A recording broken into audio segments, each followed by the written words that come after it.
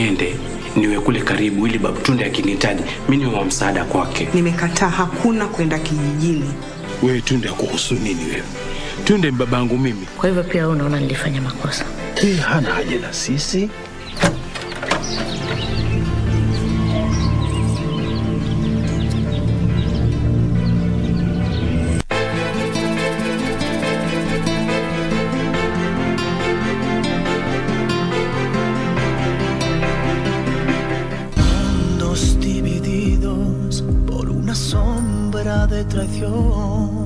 No, let me have it. No, Rogelio. Come on, you. No. To talk to Mariela. Why should I get involved in this? He will only destroy Mariela's future. Look at you. You're the good one. You're the patient one. You're the perfect one. Look at me. Take a look. The black sheep. Did you by any chance have something to do with what Leonardo Del Rio was alleging a while ago? I want you to know that I asked Mariela to marry me. And I accepted.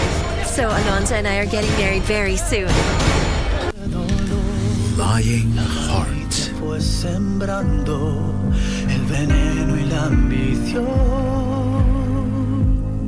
Tell her it's a case of emergency. There's a patient by the name of Gregory. Night nurse.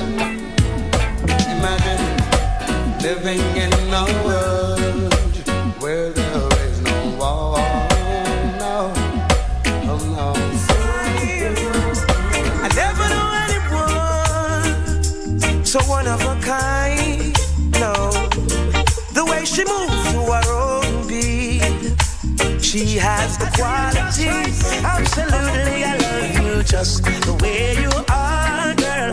You don't have to change. He wants to look like them girls in the magazine. She got big dreams. She see herself on the big screen. She asks, do you love me? I say you're just right. Absolutely, I love you just the way you are, girl. You don't have to change.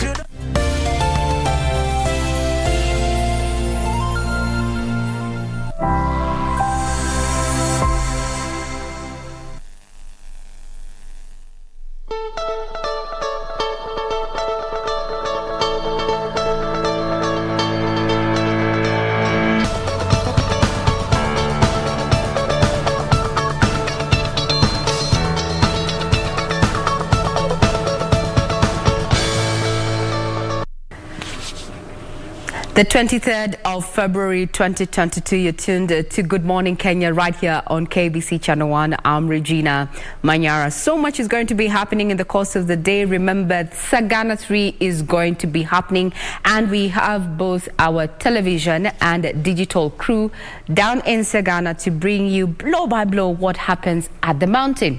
Is there a crack? Will President Uhuru Kenyatta be mending that crack? Remember, Mount Kenya in too long, a move in history that we are experiencing now. Mount Kenya is now the hunting ground, for votes ahead of the August 9th general elections. We'll be keeping tabs on that, and you can be sure that whatever comes out of the Sagana 3 is going to play an equivocal role in our political landscape now, in the present, and also in the future. I'm Regina Manyara. As I said, we have an able team of, great people, so to speak, introducing the rest of the people who we are on set on, being the 23rd of February. Karibuni sana. Regina. Karibu nianze kusoma your bio profiles. First of all, happy birthday to you. Oh, yes. Yes. Yes. A day like this, many years ago, you were blessed to be a mother of 2. Oh, yes. I think ndio maana maneno zinakutoroka like this, like that. I know. Director anataka tuimbe lakini sauti yake ni kama no. feedback. His voice doesn't qualify. But Nonetheless, good morning and welcome to the program. I am Jane Wamboy. We are glad that you have chosen to start your morning with us right here on Good Morning Kenya. Again, we welcome you to be part of this program. Talk to us, let us know where you're watching us from and how you are enjoying the program, as well as sharing your thoughts in regards to the discussions that will be coming up in not too long. The hashtag to use is Good Morning Kenya. Victor. A perfect way to start your day. Good morning. As always, we are always very happy that you find time to start the day with us. So what's in store for you?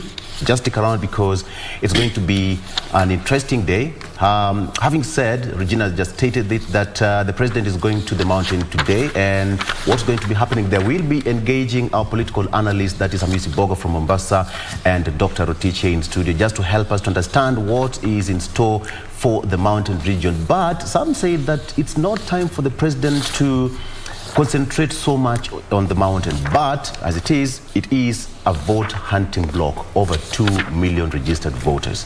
What will be happening? Remember, on Friday and Saturday, the Jubilee Party will be having their National Delegates Conference at the KICC. Thereafter, we will also witness the signing of a pact between the Azimio la Umoja movement. Interesting days ahead. Welcome to the program. My name is Victor Olo. Doreen. I like how Regina mentioned that our teams are there to give you blow by blow of what's happening there. It looks like, it's those meetings that not only the various parties who perhaps are involved in it, but the entire country is really watching to see and hear what the president will say on this Sagana 3. Blow by blow it is.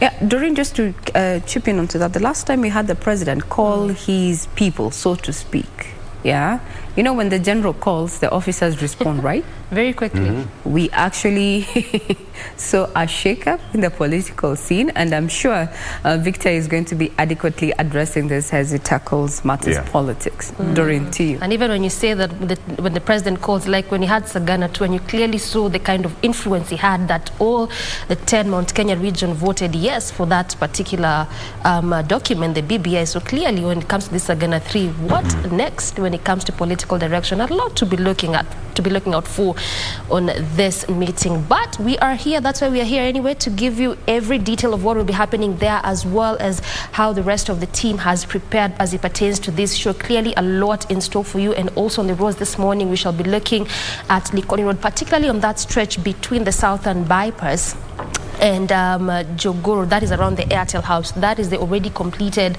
part or area of that stretch. So how is all this reducing traffic on that area? That is what shall be focusing on this Wednesday morning. Many thanks for making time. I'm Doreen Arange Okelo. Indeed, just to remind you that we are streaming live on our various social media platforms, and our social media platforms are also open to your feedback. Include where you're watching this particular broadcast from. The official station handle is at KBC Channel 1 on Twitter. My Twitter handle is at Ray Manyara. Keep that conversation flowing. For now, we take a quick breather. When you're back, we're going to be bringing you up to speed with those stories that have been making headlines in the last 24 hours. Do not go away.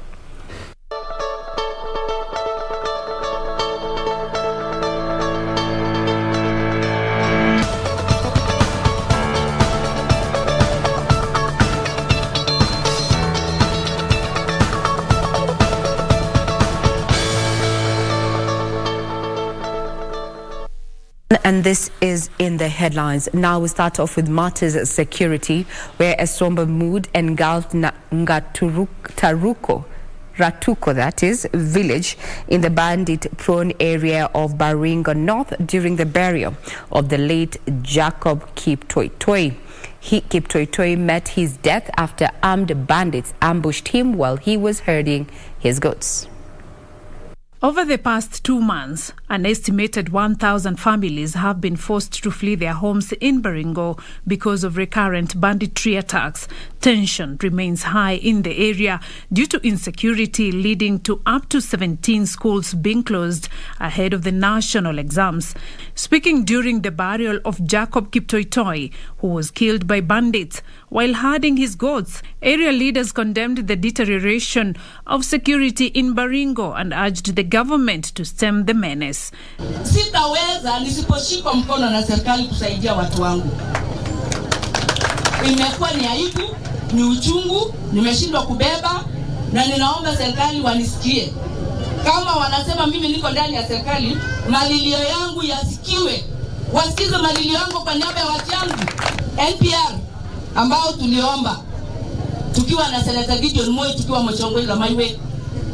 Tunajua 40 washafika huko, 20 wamepewa hapa, lakini hawatoshi. The clergy lamented over the high death toll in the area due to banditry. Nimesika watu ambao siwezi kuhesabu, wale nimesika nikiwa mchungaji. Wale ambao wamewawa na bunduki. So kwa hivyo tunataka kuomba serikali, tunataka kuomba Matiang'i alisema ya kwamba operation kali inafanywa. Sisi kama kanisa tunaunga mkono. Itolewe silaha, itolewe wakora, na nataka kuomba pia ya kwamba amesema hao wakora sio cattle rustlers, wataitwa ile inaitwa nini kama Al-Shabaab. Sasa itakuwa ni vizuri sababu hatuwezi kusema cattle rustlers na ni wauaji ambao wanaua bila huruma. The locals said that without adequate security, they are left at the mercy of their enemies. Kwa hivyo ningeomba ya kwamba serikali, sisi kama Baringo Road, tungependa kusema siku hii ya leo mbele ya Mungu ya kwamba imetosha watu wetu kuangamizwa. Tumekaa kama refugees, tumekaa ni watu ambao hawako Kenya. Hapa hii watu wamekuwa kama Al-Shabaab. Tumeona serikali wakienda Lamu, wameweka kikosi ya serikali pale kwa wingi. Lakini ikikuja pande hii ya Baringo Road, pande wa Marakwet, sisi tuna watu ni kama watu ambao hatuko Kenya.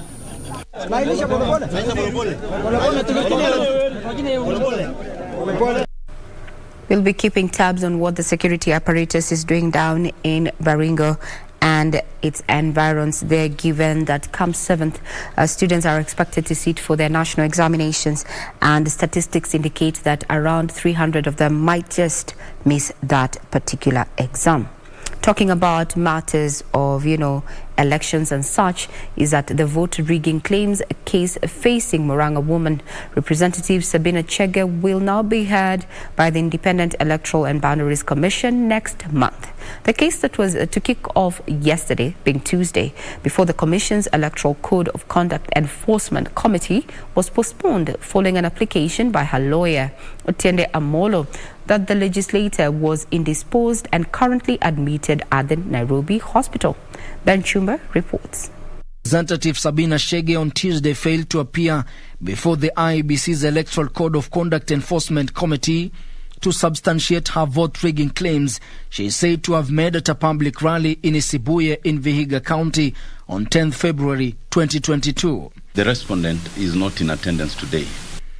Instead, her lawyer Otiende Amolo presented a medical letter requesting for the matter to be postponed, noting it was unclear as to when the legislator will be discharged from hospital.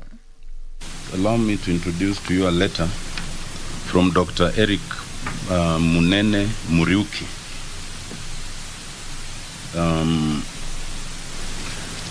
who addressed this letter at our request to confirm that the respondent is indisposed. She was admitted in Nairobi Hospital on 16th of February and is currently still undergoing treatment. In allowing her application for adjournment, IBC Chair Wafula Chebukati, however, cautioned Sabina Chege against commenting on the case in public forums. That the application for adjournment is allowed. 2, this matter shall proceed to full hearing on Tuesday, 8th March 2022 at 9 a.m. at the Commission Boardroom 6th floor Anniversary Towers. 3, that for purposes of preserving the sanctity of the hearing of this case on breach of the Electoral Code of Conduct, and so as to avoid prejudices to the fair determination of this case, the respondent, Honorable Sabina Chege, is directed either by self or through counsel to refrain from commenting on the case in public. The adjournment coming a day after Sabina Chege moved to court seeking to block the electoral body from proceeding with their hearing. Through her lawyers, Chege argues that IEBC lacks the jurisdiction since she has not declared her interest to vie for any political position in the August 9 polls.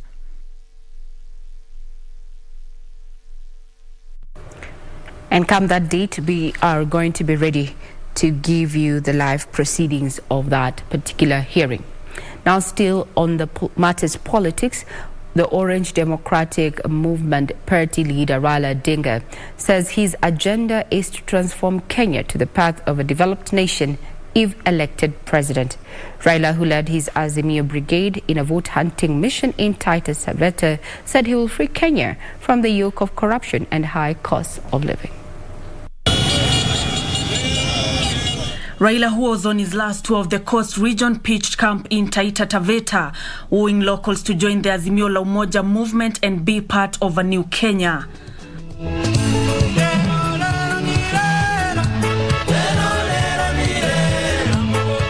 Raila seeking to ensure the region remains solidly behind his bid for the August 9th general election. The ODM party leader using the rallies to outline some of the areas he would focus on if elected the 5th president of Kenya, including his plan to improve the economy and the livelihoods of Kenyans. Na vijana wataweza kupata ajira ya kutosha. Tunaelewana vizuri? Hata kwa upande ya mimea ambayo inatoka kwa mashamba, tunafanya processing hapa. Ili hapa inatoka bidhaa ambayo tayari zimetengenezwa, inaingia ndani ya gari ya moshi moja kwa moja mpaka Mombasa na kuenda ngambo. Baba, umejionea vijana hao wote, wa kike wa kiume. Ukiingia hapo tarehe 9, tafadhali jobs kwa vijana. Jobs kwa vijana. And with Taita Taveta being rich in minerals, Raila promised to ensure factories are in place to increase value addition, while at the same time promising to enable inter-country trade with the neighboring Tanzania. Tutatengeneza hii reli vile tumetengeneza ile ya Kisumu. Napita na bidhaa kutoka hapa mpaka kule Moshi na kubeba zingine ni kurudisha pande hii. Sawa sawa? Alafu sasa sisi tunajenga viwanda hapa Taveta. Kwanza mko hapa na madini chungu nzima. Wengine wanakuja hapa wanachota na kupeleka huku. Anasema hii ni mchanga tu. Kama ni mchanga tu unabeba ya nini? Walikuwa wajenge bandari kubwa hapa Taita Taveta County, imejengwa hiyo. Itajengwa kwa mkono wa Raila Amolo Odinga. Tumekubaliana mpaka hapo. Na anakuja anaambia wa Kenya ati gharama ya maisha imeenda juu. Anataka nani atatue hiyo gharama ya maisha ya juu? Na baba, kura ikipigwa saa hii Central already ile kura inatakikana, baba wewe ni president wa Kenya.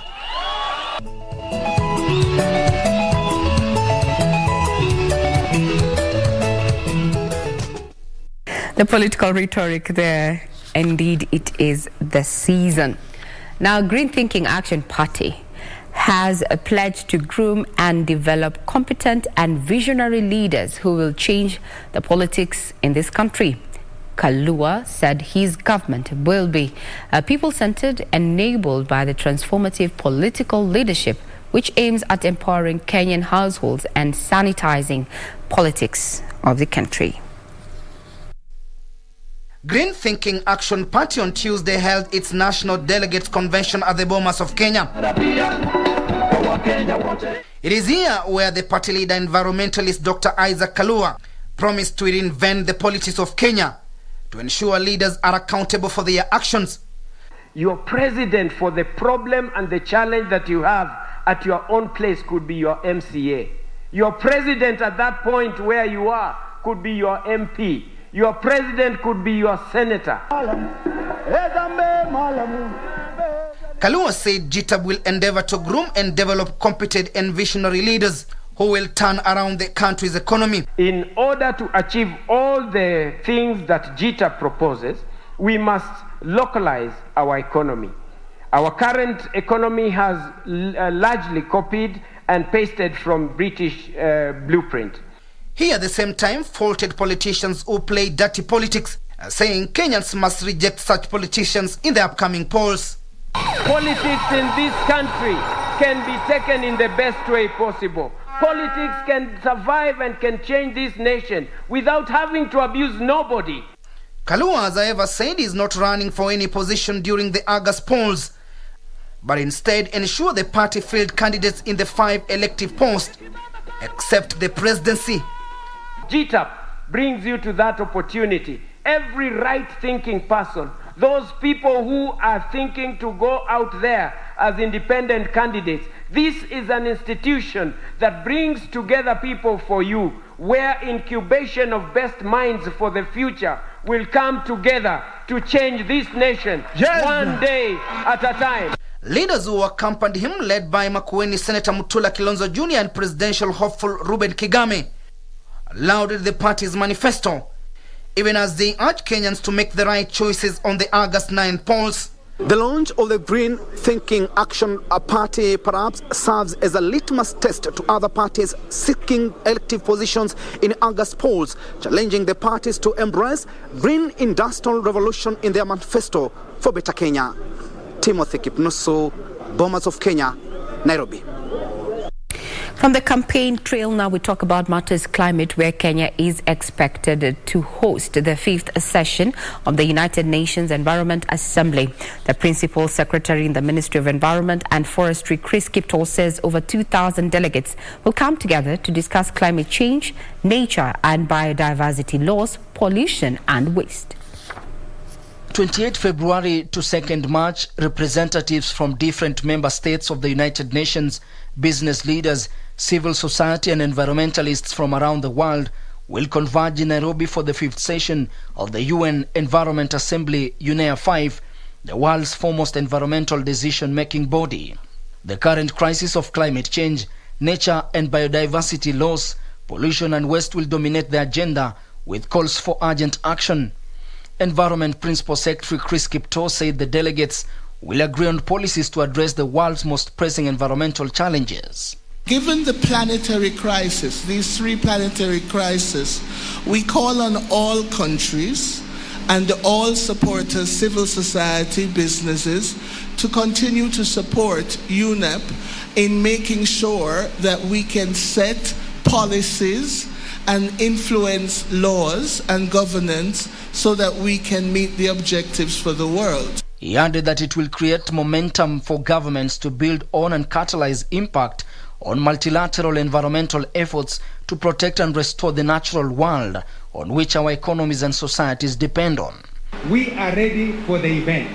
We have made preparations to ensure that we are COVID compliant because we expect over 2,000 delegates. So we have a whole of government approach, Ministry of Health, Immigration. We are all working together to ensure that visas are provided as smoothly as possible and that all our guests will enjoy their stay while in Nairobi. The overall theme for UNEA 5 is strengthening actions for nature to achieve the Sustainable Development Goals. On to matters health, urologists in Nyandarua County are raising alarm over an increased number of children being diagnosed with undescended testes, a condition characterized by failure of a testicle to drop into the normal place in the scrotum. Experts are asking parents to send their children for free screening exercises, saying that the condition is a risk factor and can lead to prostate cancer.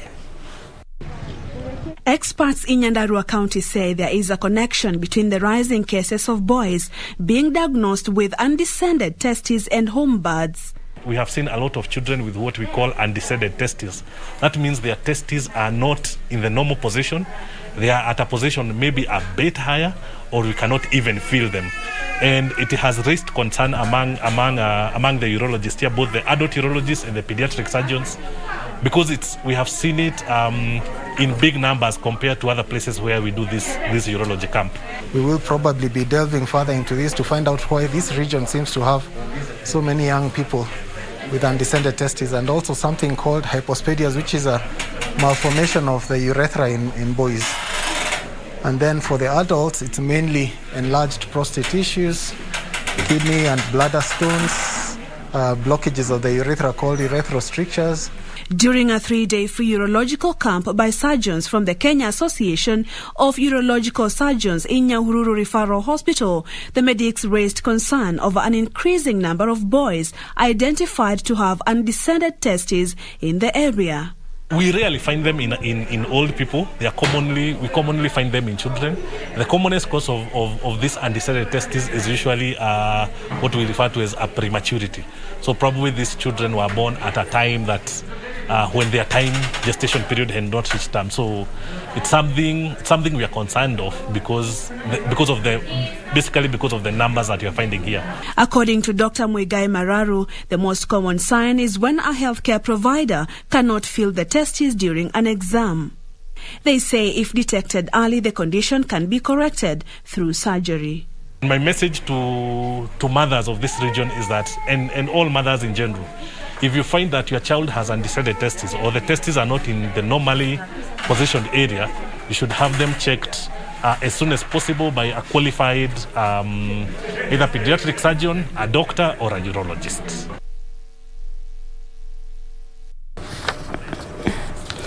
To the counties, now the Ethics and Anti-Corruption Commission has signed a memorandum of understanding with the Salaries and Remuneration Commission for better service delivery. This and more stories in our County News Roundup. Speaking during the signing of the MOU, the two commissions' chairpersons said the joint partnership will also look into cases of pilferage of funds and non-compliance issues with an aim of bringing culprits to book. Ensure accountability, openness, and efficient service delivery to the people of Kenya.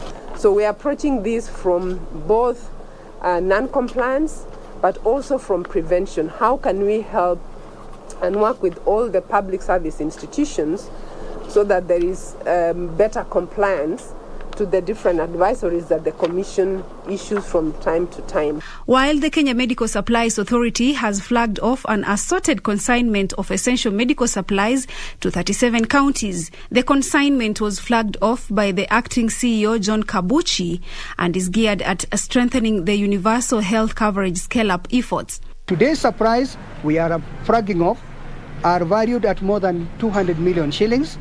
This month we have dispatched similar consignments valued at more than 300 million and with this we have hit more than $500 million mark. Meanwhile, a section of leaders from the troubled North Rift region have faulted the government's decision to merge examination centers, citing security concerns for learners. The leaders have termed the move as unfair, considering majority of the children have to walk several kilometers to the nearest exam centers without security. It is not possible for the people of Baringo County, and especially Katabwa Ward and Mochongoi Ward. It is not possible. Because even the schools to do the matching are no longer schools. They have been left. So where are our children going to be matching to do exams? Also, the Kenya Nutrition and Dietitians Institute has suspended 3 universities, University of Eldoret, Egerton University and Kenya Methodist University, from pursuing internship and training programs due to non-compliance. Kenya Nutritionist and Dietitian Chief Executive Officer David Okeyo, who announced the suspension, said the 3 institutions must reapply again to be allowed to undertake the course after meeting all the stipulated guidelines. We have realized that some of the training institutions are not compliant with the training requirements, and so we have suspended the graduate from such institutions from posting due to the high risk that they may pose to the Kenyan public. Finally, former Karachuonyo Member of Parliament Phoebe Asio and the first women Member of Parliament in post-independence Kenya, Grace Onyango, have been feted in this year's Trailblazers Awards. In a ceremony presided over by Public Service Cabinet Secretary Margaret Kobia, the two were honored for their contribution in promoting gender equality and women empowerment. You are sincerely thanked and appreciated for your valuable contributions. As a country, we remain indebted to you as a trailblazer for charting a path towards social justice, equality, and prosperity for all.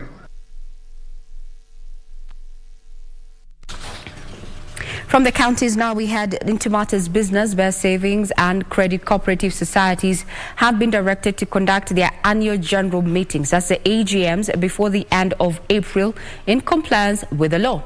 The Commissioner of Cooperatives, David Obonyo, directed SACCO leaders to ensure the annual meetings are held without undue delay due to for the current office bearers to seek fresh mandates.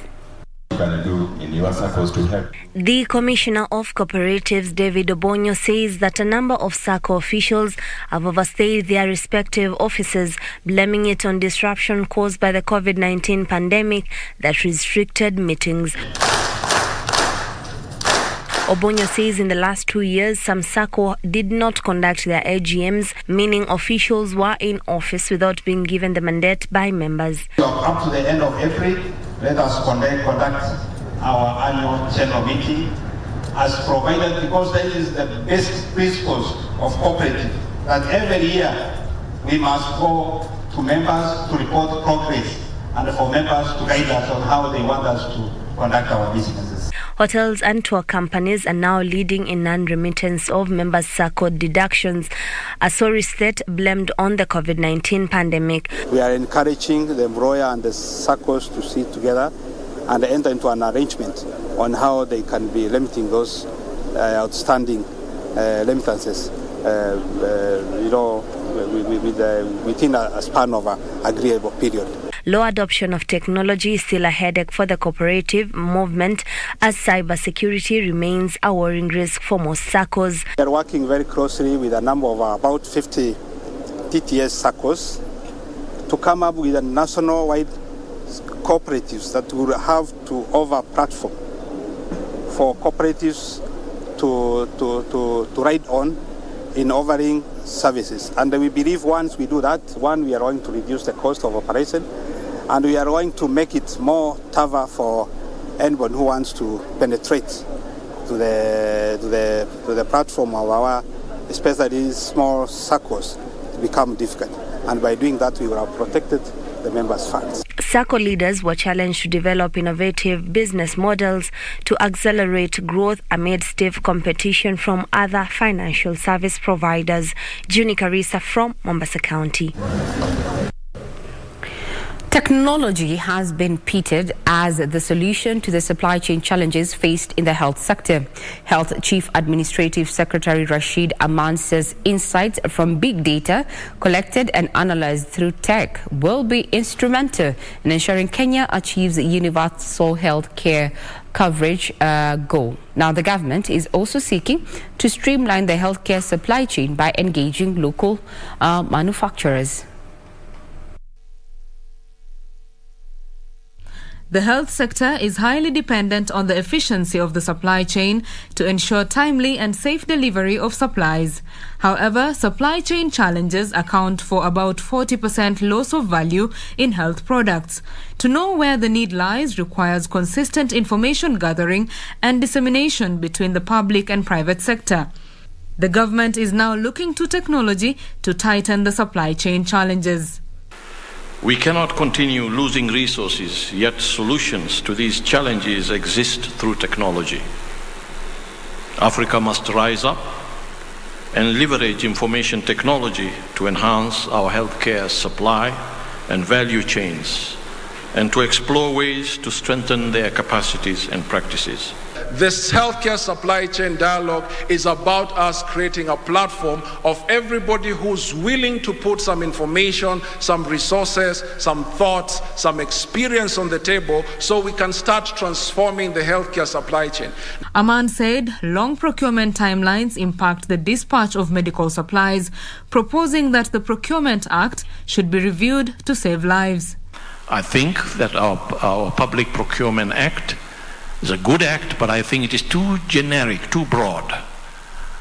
We need to look at procurement of these essential products with a different eye. If necessary, maybe we need to look at how we can get another act that can cover these, still give us assurances of accountability and value of money, but work in a way that allow us to be able to respond in a much faster way in procuring these products. A man was speaking during the Africa Healthcare Supply Chain Dialogue 2022, where officials from the Ministries of Health in the Eastern Africa region convened to share insights and map out opportunities for the healthcare system. The manufacturing sector was urged to increase supply of locally made medical supplies to meet demand occasioned by global supply chain disruptions. 40% of the value of healthcare products is lost because of supply chain inefficiencies. The collaboration between healthcare and technology is set to ensure that big data is used to make sure that the right people receive healthcare services at the right time. Regional framework and handbook on the blue economy is finalized to, among others, address gaps in data collection, management and capacity that anchor Kenya's investment in the lucrative niche. Fisheries Director Roderick Kundu says accurate data will inform policymaking and best practices to implement for sustainability. The Kenya Maritime Authority estimates that the annual economic value of goods and services in the marine and coastal ecosystem in the Western Indian Ocean is over $22 billion. However, Kenya only taps about 20% of this, which is slightly over $4.4 billion. We have a lot of aspects of the fishery that has never been documented. We just know that sport fishing is going to bring in tourists who come here to enjoy, they pay, but how is it contributing to the GDP?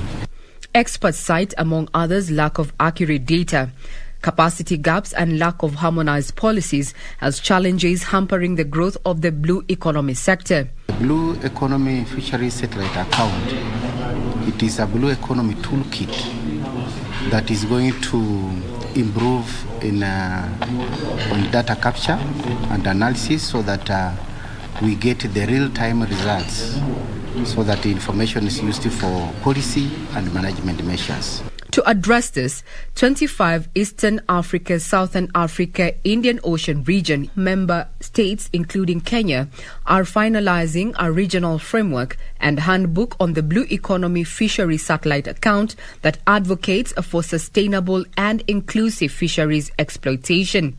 We've actually been thinking that talking about regional integration without developing the blue economy is actually underestimating the developmental impact of regional integration, particularly for countries that have oceans, lake resources, and COMESA does have a number of countries that have coastlines and inland lake resources.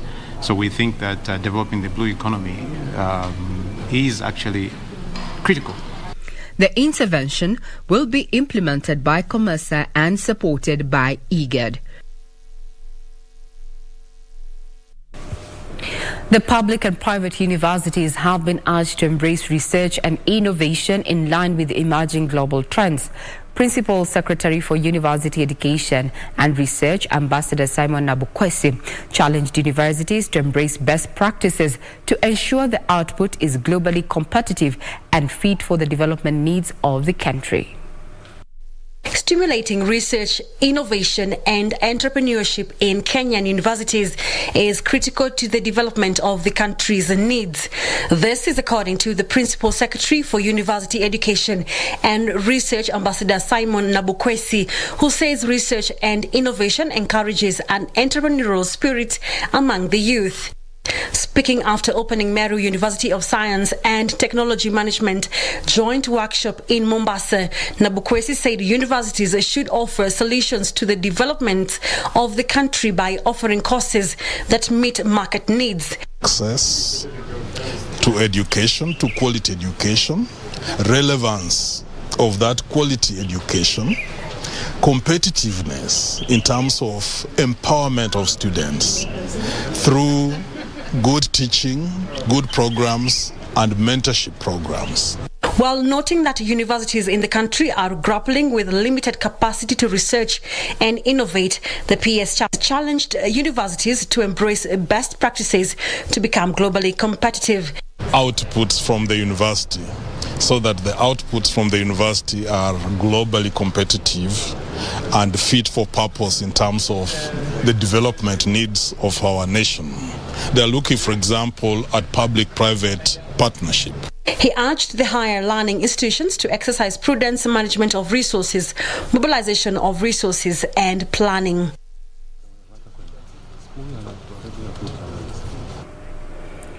To the corporate, where small and medium enterprises should uphold ethical practices to keep up with global working standards for employees. Trade Principal Secretary Ambassador Johnson Wero says even though the government is working on creating an enabling environment, businesses must meet fundamental responsibilities in areas of human rights, labor, environment, and anti-corruption. Here are the details of this and other stories from the corporate scene. MSME's lifespan in Kenya has been a matter of concern, with most of them not surviving to their third year in operation. For Kenyan businesses to gain a competitive advantage globally, they have been urged to have, among others, gender equity, a decent work environment, and strong institutional partnerships. Together, we can work towards development-oriented economic growth by shifting our focus to retaining and creating wealth, better managing our resources, fostering inclusiveness, moving up on the global value chain, diversifying our economy, optimizing the energy mix, and placing human capital at the center of our innovations. Meanwhile, fish sales from Lake Naivasha are expected to double once the multi-million Naivasha Smart Fish Market is complete by June this year. The 230 million shilling facility along the Nairobi-Nakuru highway will benefit over 500 fish traders and would reduce losses related to poor storage. We expect that the volume of sales for the fishermen and traders in the fishing industry will be improved. Finally, manufacturers have decried the numerous taxes on Kenyan businesses, which they say pushes up the cost of production. The Kenya Association of Manufacturers say those contesting for political offices should in their strategies address the economic challenges facing the country and focus on supporting the business community to expand. We are getting new and more taxes all the time, and they are challenging manufacturing. Remember, further details are available on our website, that is www.kbc.co.ke. Now, a quick recap of what was happening as far as the Champion League is concerned, the round of 16. So yesterday night we had Chelsea take on Lille, and Chelsea won that particular match 2-0. While Villarreal and Juventus squared it out, but none could take it away, and they each did a 1-1 score to end at a draw there. So tonight, and as far as the round of 16 is concerned, Manchester United is going to be taking on Atletico Madrid, while Ajax is going to be squaring it out with Benfica. That is at 11 p.m. EPL is still going to be having some matches today, so you are spoiled for choice depending on your team. So at around 10:30 p.m. tonight, we're going to be having Burnley taking on Tottenham, while Watford is going to be squaring it out with Crystal Palace. Liverpool, those that never walk alone, is going to be taking on Leeds.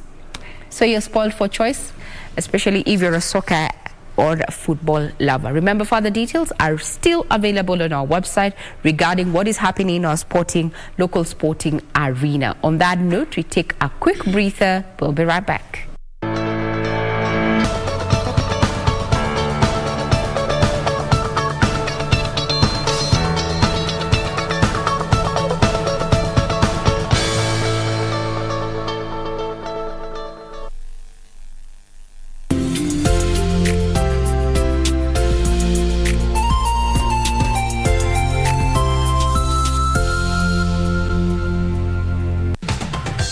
The Government of Kenya adopted Universal Health Coverage, UHC, as one of the Big Four priority agenda, with an aspiration that by 2022, all citizens will have access to quality healthcare services that they need without getting into financial hardships.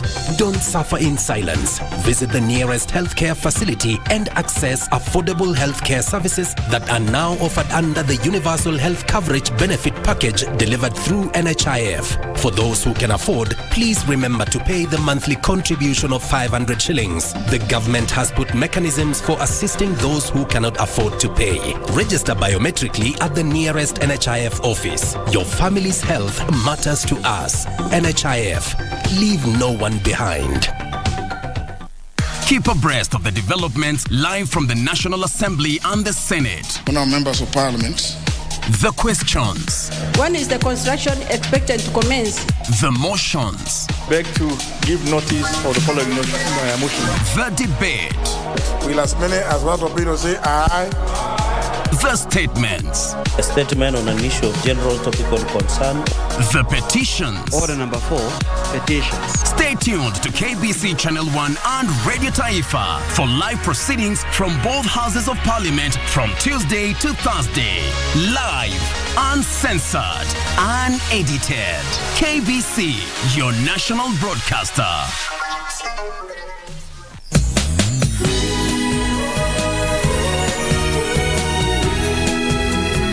Crossed the line. Jenny's my best friend. My parents treat her as their daughter. How could you be so cruel to us? My first love and my one and only love. Why are you so mean? Stop being so demanding. Wow. This must be too good to be true for you. I've told you before. I will never allow you to take my position. Things didn't work out between us, so let's just let it go. Let's break up peacefully.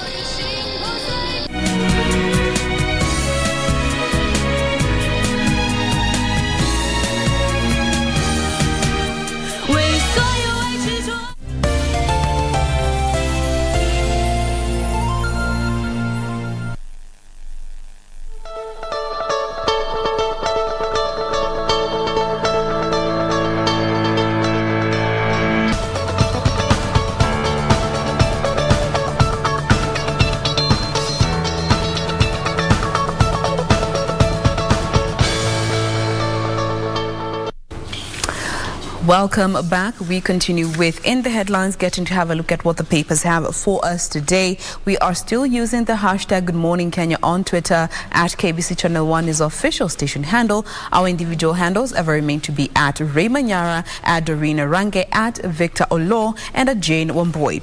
I start you off with the Daily Nation.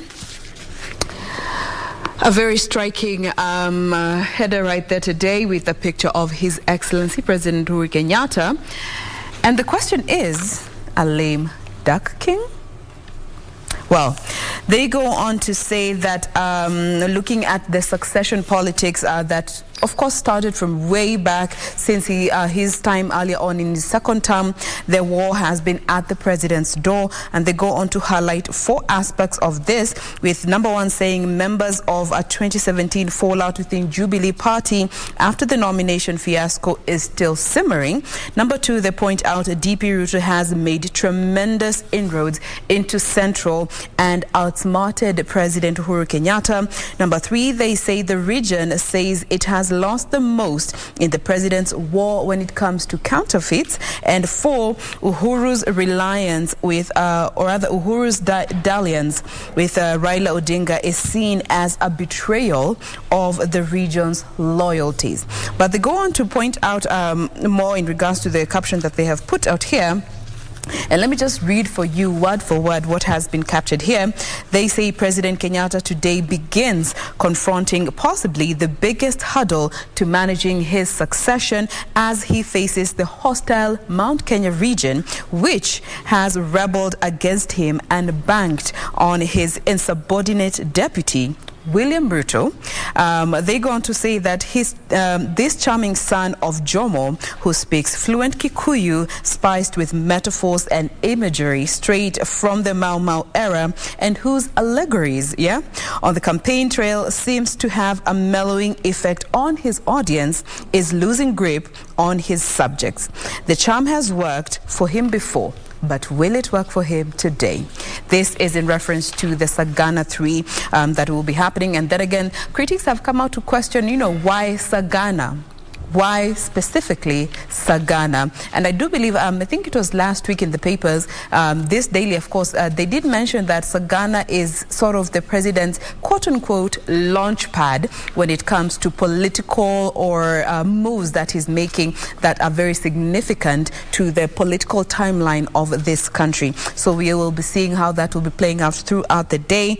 Aside from that, the other story here is in regards to the Kenya National Union of Teachers, where there still seems to be a lot of unsettled talks still going on, with the wrangles in the Kenya National Union of Teachers are far from over, with the current Secretary General, that is Collins Oyu, and his predecessor William Sosion continue to trade accusations over the union's assets and debt. Aside from that, we have the pandemic blues, with experts now warning that there could be a COVID wave in May, pointing out that the COVID-19 waves also follow the flu seasons in the country and all other places. That is a story that has also been captured here. We'll be getting to more details in not too long.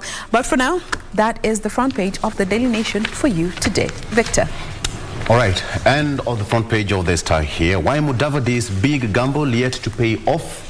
Why Mudavadi's big gamble yet to pay off? The DP's ratings in Western Kenya continue to drop despite ANC leader joining him. That is a story I'm giving you briefly. Again, facing Mount Kenya, something that also been covered on the Daily Nation. Uhuru to meet 6,000 delegates. He's expected to drop the Ruto bombshell detailing their split. It said that it's also established that numerous sector leaders have been invited to the all-important meeting at the Sagana State Lodge, a session called Sagana 3. And opinion leaders, including the clergy, teachers, unions, board officials, as well as select elected and influential leaders, political leaders and businessmen and elites have been invited. We'll be interested in understanding what will be happening there. And of course, we have got our reporter, Kioria, who is on the ground and will be joining us later on. Gisheru man threatened to kill me, according to the witness. The case is still on at the ICC. The second prosecution witness, P034, said that person number 19 threatened to kill him if he told ICC investigators details of their meetings. The case is still on at the International Criminal Court. And on the third page here, why Mudavadi's big gamble yet to pay off? Let me give you certain number of MPs and legislators who have decamped from ANC to Azimio la Umoja. A number of them, we have got Ayub Savula of Lugari, we have got Godfrey Osotsi, nominated member of parliament, we have got Oku Kaunya, Teso North, Peter Nabulindo, who is the member of parliament of Matungo constituency. We have got Christopher Aseka of Huisero, Tindi Mwale of Butere, Titus Hamala of Lurambi, as well as George Haniri, who is the Vihiga senator. So analysts say that so far the ratings in Western Kenya continue to dwindle, even as the DP picked Musalia Mudavadi and Moses Wetangula from Western Kenya. All right, so another party, Raila Taita Taveta to back Azimio. That was yesterday after his 4-day tour of the of Coast Region, where he finalized his 4-day tour there. Senators back bill scrapping need for degree for MPs and reps. Basic literacy required to vie in proposed law. Now, this law was sponsored by Elgeyo Marakwet Senator Kipchumba Murkomen, who said that who sought to provide a lifeline for thousands of aspirants lacking the qualification. They said that the current law is unconstitutional and discriminatory. The Election Amendment Bill 2020 lowers the threshold for qualification to contest for a political seat in the August 9th general election. So there is some lifeline for all the aspirants. And finally, Greta back to prison in 468 million shillings NYS graft case. This is after the person who stood surety for her withdrew. So now what next for her? She has to pay 500,000 shillings surety to be deposited in court for her to get her bail. she's back in court. Remember, around 2 weeks ago, she declared that she was going to run for senatorial seat in Nakuru, and an hour or so later, Jubilee officials in Nakuru offices said that, no, not that way. So she's back in Langata Women's Prison. Doreen, what do you have? Why Sagana 3 is critical for Uhuru. This is the header that the PD has chosen this morning as it pertains to that critical meeting, just saying that the success of today's meeting will either dent or be a boost for the deputy president. Dent if the president manages to convince Mount Kenya people to back Raila Odinga, and obviously boost if he doesn't manage to do that. Again, going by what pundits are saying, clearly a lot is expected on this particular meeting, but part of what forms that critical conversation is the political direction that the president is going to give, his game plan, as well as also perhaps spill the beans on what exactly happened between him and his second in command. So again, there's a lot of conversation surrounding this meeting today. And away from that, IBC has now come to just perhaps make Kenyans understand what the law on actually that live streaming of results really meant or means, and they just say that that particular law or amendment does not actually ban live streaming of election results. And part of what informed that amendment is just to try and see how they can create a pathway for results from at the polling station to be physically sent to the National Tallying Center, and also create a mechanism, particularly for areas or in areas where it could be difficult or impossible to live stream this election result. So this is where this amendment particularly applies in these two scenarios, but it does not in any way mean that there will actually be any banning of live streaming of election results as what we are used to. And also, as that is happening, the former Nairobi governor, that is Evans Kidero, as he was speaking to youth, remember that this particular person is also vying for the Homa Bay gubernatorial seat, and he went on to say that youth should shun violence during this election, just citing that violence has no satisfactory result and no one gets a trophy for funding violence. That is what he added. Remember that the youths oftentimes become vulnerable during such times or during the electioneering period, and that is why he went ahead to urge youths to shun and do away with violence. And lastly, what exactly is happening at Egerton University, given the fact that this strike is continuing on its third month, and there's a fresh standoff in that particular university, saying that the officials rather saying that they'll continue with these strikes up until their demands are fully met by the management. And also this comes just barely a week after the University Senate resolved to reopen the institution. But again, remember, there's still a lot happening in that university, especially as it pertains to matters finances, and they have said that they shall not relent up until all their issues are met by management. Regina. The Standard this morning, it's all about what is going to be happening today in Sagana. There, all eyes and ears, so to speak, are set there. And the big read here this morning reads, "Which way Mount Kenya as Uhuru spills the beans?" It's all about beans in as far as this particular article is concerned. So it has been defined as a moment of reckoning. The president there in his backyard, is going to get a platform to actually explain what went wrong in his political bromance with his deputy William Ruto. And the big question is whether the vote-rich region will read from the same script as the head of state. Remember, there's been talk and rhetoric in the political forum where in the past years there's a slogan that went that it's difficult for ODM leader Raila Odinga to scale the mountain, but with the recent events in our political scene, he's been said to be making headway in that direction. Deputy President is also not unfamiliar with the Mount Kenya region there.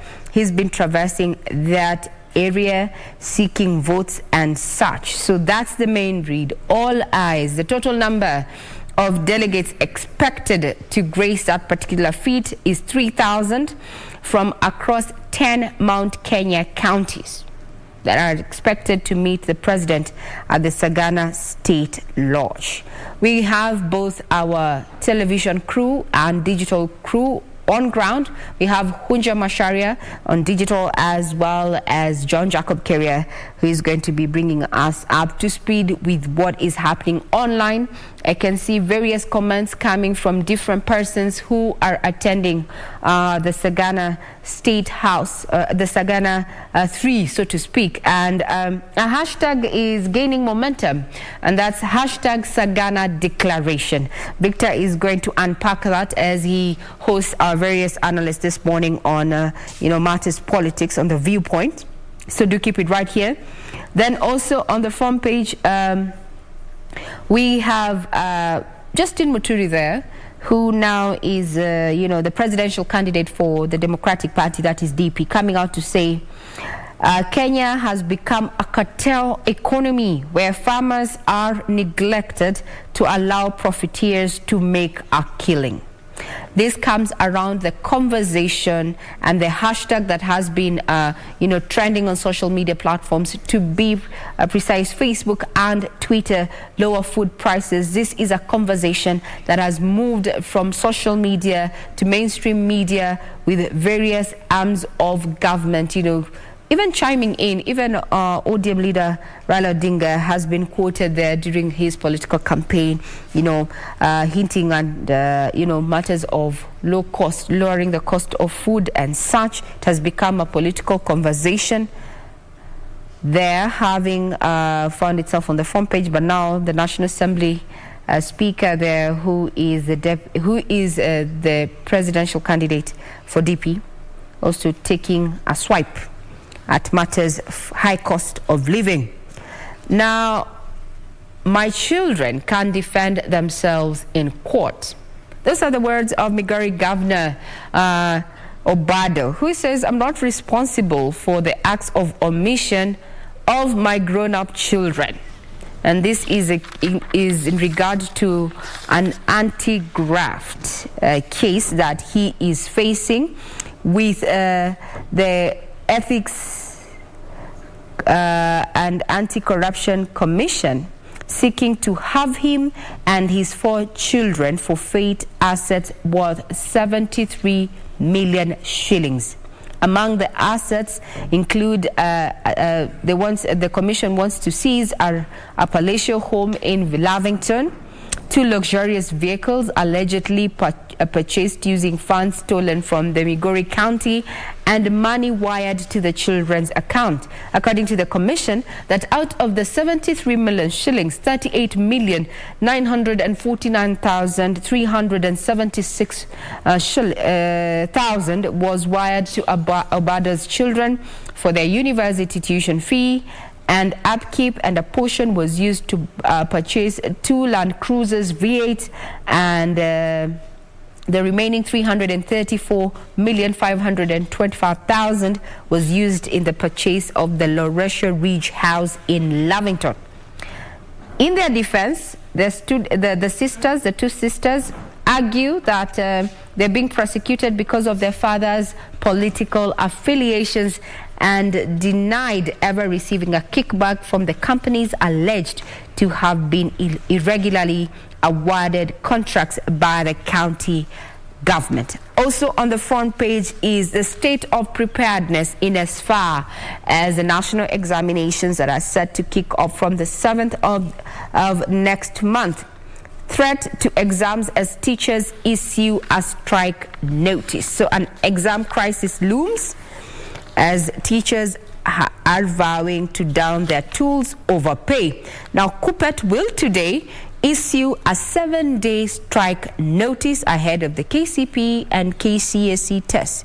Now, according to Okelo Missouri, who is the Secretary General of Kupet, he says the TSC has failed to reopen talks on better salaries and allowances. Where do we stand in as far as matters of national examinations are concerned? Well, that's just but a sneak peek of the front page of this particular daily, being the Sunday that we are sampling today, with also some tidbit of what is happening in Ukraine. Kenya finds itself smack in the middle, and this is because it has, business prospects and investments in Ukraine, and now Kenya has added weight into that particular conversation, and I want you to allow me to actually read what has been said. It has actually been captured in one of our stories that we highlighted for you. So according to, and this was an address during the UN session where the Kenya permanent representative to the UN, Martin Kimani, said Russia's action amounts to breach of territorial integrity of Ukraine. In a statement that has won admiration, Kimani invoked Kenya's and Africa's colonial history while making a case for Ukraine's territorial integrity. Remember, we sit in the council, that is Kenya. We sit in the council when it comes to matters of security. And that particular statement coming from the UN, Kenya's permanent representative to the UN, indeed shows that Kenya is using her place in that particular platform in pursuit of peace. We'll be keeping tabs on what happens with Russia and Ukraine as we proceed with the coverage of news that doesn't just focus on what is happening locally, but also regionally and internationally. All right. I think that's the right time for us to take a break, all right? Absolutely. Yeah, we will take a break, and after this, we are kicking off that debate on what's happening in Sagana right now. We have got analyst Dr. Rotich already in studio, and Amisi Boga will be joining us via Zoom from Mombasa. So stick around for that. It's going to be an interesting one. Why Sagana? Why Sagana? All right. After Sagana.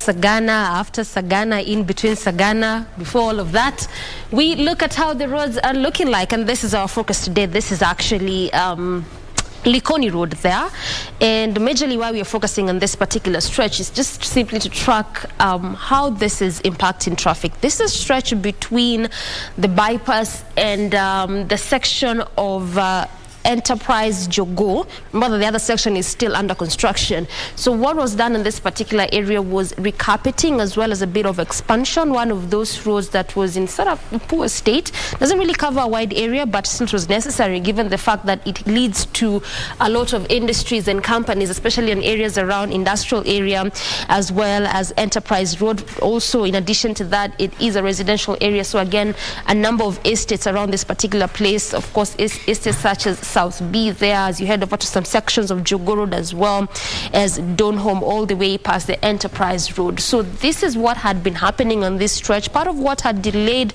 some bit of works in this area just a bit was the relocation of water pipes, as well as some traffic signals there. This is part of what had delayed that process, meaning that Kura had to engage services of Nairobi Water and Sewerage Company. Nonetheless, at least it's coming out well, particularly on that section, just as I mentioned, the two areas in between the bypass and the section of Enterprise Jogo. So again, what had remained was the non-motorized transport system, just like what we looked at yesterday, keenly noting that non-motorized transport system has become a very important factor when it comes to either expansion, reconstruction, recarpeting of most of these roads in the city center or even beyond. So just quickly on the traffic flow around that area, that is Likoni stretch, and perhaps you can begin from the Winners Chapel, that area, as you head over to areas of South B there. This is how it is looking like, and mostly why we also try to look at this particular stretch is because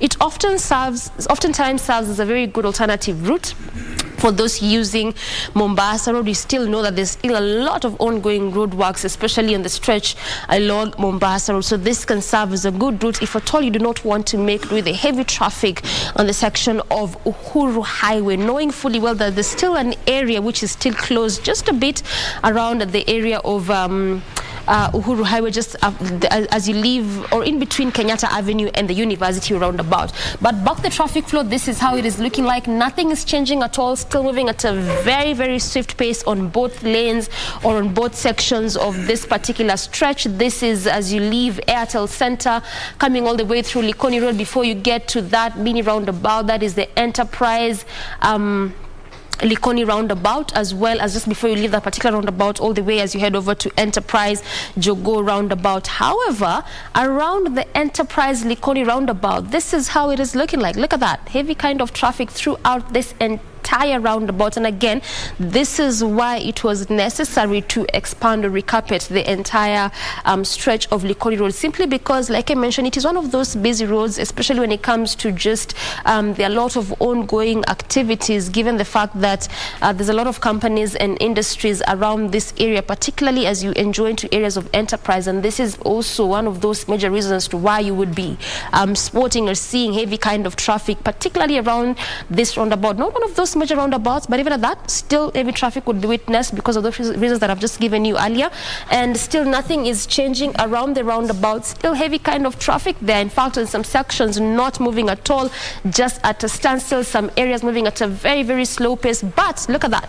This is just changing right this very second as you leave the areas of Enterprise Road, coming through the roundabout as you branch off to the other section of Likoni Road, heading all the way to Jogo Road. On that particular section, it's opening up a bit. Traffic is still there, but just opening up a bit in that area.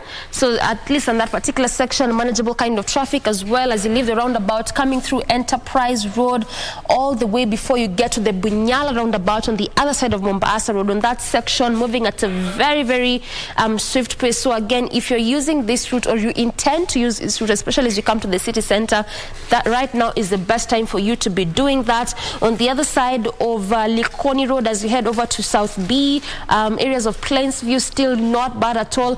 Again, if you're coming from Mombasa Road and you're using this route as your alternative, then on that area around Plainsview is actually one of those places that you could use, because again, on the other stretch, as you head over to Jogo Road, heavy kind of traffic throughout that entire lane. And again, it's also because there's a lot of ongoing road works on that particular stretch, which I mentioned to you earlier that the work stalled a bit because of engaging of other different stakeholders to try and see how best they could construct or expand that entire route. But still, that is how it is looking like in terms of traffic around Likoni Road.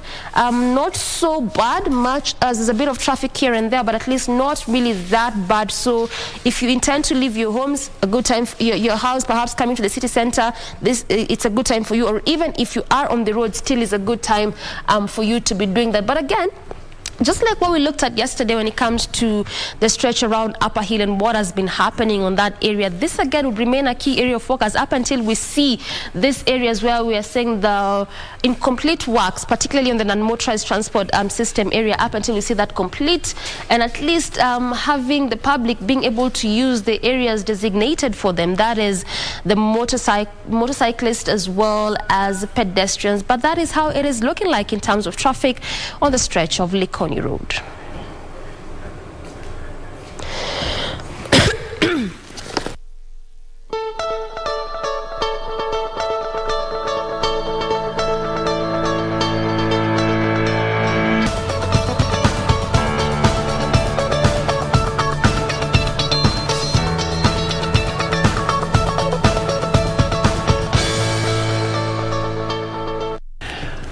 All right, so let's shift gears and talk about politics now. Today being the Wednesday, the 23rd of February, all eyes are on the mountain. The president is heading there. It's been said all over again, but then we have to make sense of what's going to happen there in Sagana, the pronouncements and the declarations that will be happening there.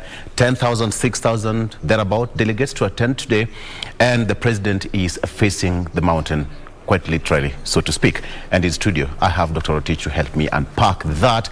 And just remember that we have our reporter, that is Curia, and the entire crew down there in Sagana. We will be joining them. Actually, they'll be joining us later on in the program so that we can understand what's happening on the ground. Meanwhile, first things first, Daktari, welcome. Thank you so much, Alan. Karibu. Make our pleasure. We have got different newspapers here. On the front page of the Standard, it says, what's on the front page there?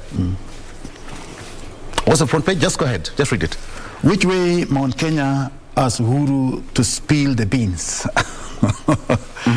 I think, although, I mean, this is a very interesting, actually, topic. Yes. To me, I would rather buy the idea that the Daily Nation is bringing out. We will have it later on. As this one says, although, spilling the beans means, by the type of how what we have been hearing of late, is that His Excellency, the President, will tell the Mount Kenya people why they parted ways with His Excellency, the Deputy President. Actually, that is actually the spilling the beans, because this is something that has remained, within the, Kenyans casing what may have actually transpired between the two great men of this republic, that at the time when his deputy needed him most is the time when he deserted him. So you'll have to give reasons why he has done so. All right. But is it going to be spilling the beans the way it is, because the president is now facing the mountain to drum up support and whip members, the Jubilee team in Mount Kenya? I think, what we should know, the president has already pronounced his directions that he is going to support Right Honorable Raila Odinga in the coming race, or in the current race of the presidency of the Republic of Kenya. Yes. And in that case, it is no longer a big news that is going to pronounce that one, because the Kenyans are already aware that His Excellency is going to support the Right Honorable Raila Odinga. But something that is being awaited for Olo so much is when the president will hit the ground personally to campaign for Right Honorable Raila Odinga. That is something that has to be... That today is going to be the beginning of that. Yes. So, and that is something that Kenyans are actually waiting on. And the most difficult thing that His Excellency is facing is that he has the constitution in the right hand, and at the left hand he has his political ambition to carry about. Yes. And in this case, constitutionally, although the president is the custodian of our constitution, he's actually the symbol of unity of the Kenyans at large, and he's the president of the Republic of Kenya. Yes. So when you talk about going to a small group or team or a section of the Kenyan people to pronounce he's actually, taking a position about who will inherit him, that will really be a very difficult situation that he's actually putting himself. Because in this case, he has to come very clearly why he's supporting Right Honorable Raila Odinga. And you see again, although you must also look at the timing itself. You see, he has come a long way. And since 2018, when the handshake actually took place, you remember, although, that things have not been going well between His Excellency and the Deputy President. Yes. And many Kenyans have been asking as to what really transpired between them. And in this case, it was very visible from after 2018 handshake that His Excellency was parting ways with this deputy. Yeah. So it is now a reality that it is coming very open that His Excellency is going to support Right Honorable Raila Odinga. Why? The reasons why he is actually going to support Right Honorable Raila is actually something that we are actually waiting to see when he will talk to Mount Kenya people. At the end of the day, he's a politician, and he said that he has a vote, and that one vote counts, so to speak. Let's bring in Hamisi Boga from Mombasa, joining me via Zoom. Hamisi, good morning. Fantastic, fantastic. We are discussing what's on the front page of the daily, the Standard here, and the front page says that, let me just have that paper. It says that which way Mount Kenya as Uhuru to spill the beans. What do you make of that, Hamisi? Well, my perception and my looking at the political situation is that he has a right to do it, and he has a right to guide his people. He is the leader of the Jubilee Party. The members of the Jubilee Party have been calling him for a number of times now to show us the direction, give us the direction. Before he becomes the president, he's a local person in that state, and people like to hear what he says. You can see the relationship from 2015 with the Honorable Raila Amolo Odinga. This meaning of the handshake, people have not understood. You don't know what the handshake is, to make peace what we hear is making peace, making sure that we have no problem during the next election, which is now, this year, and also to ensure that people come together. So to do that, you need to start from some place. So to me, I see he's mobilizing his people from there. And as a president, wherever you speak, it doesn't have to be in State House or in Uhuru Garden. As long as you are speaking, you are talking to your people, but also you are talking to the nation and beyond. So whatever he comes out with will give some direction to not only his people, but even to some people in the country. If that's the direction the president has taken, then, and you think that it is a peaceful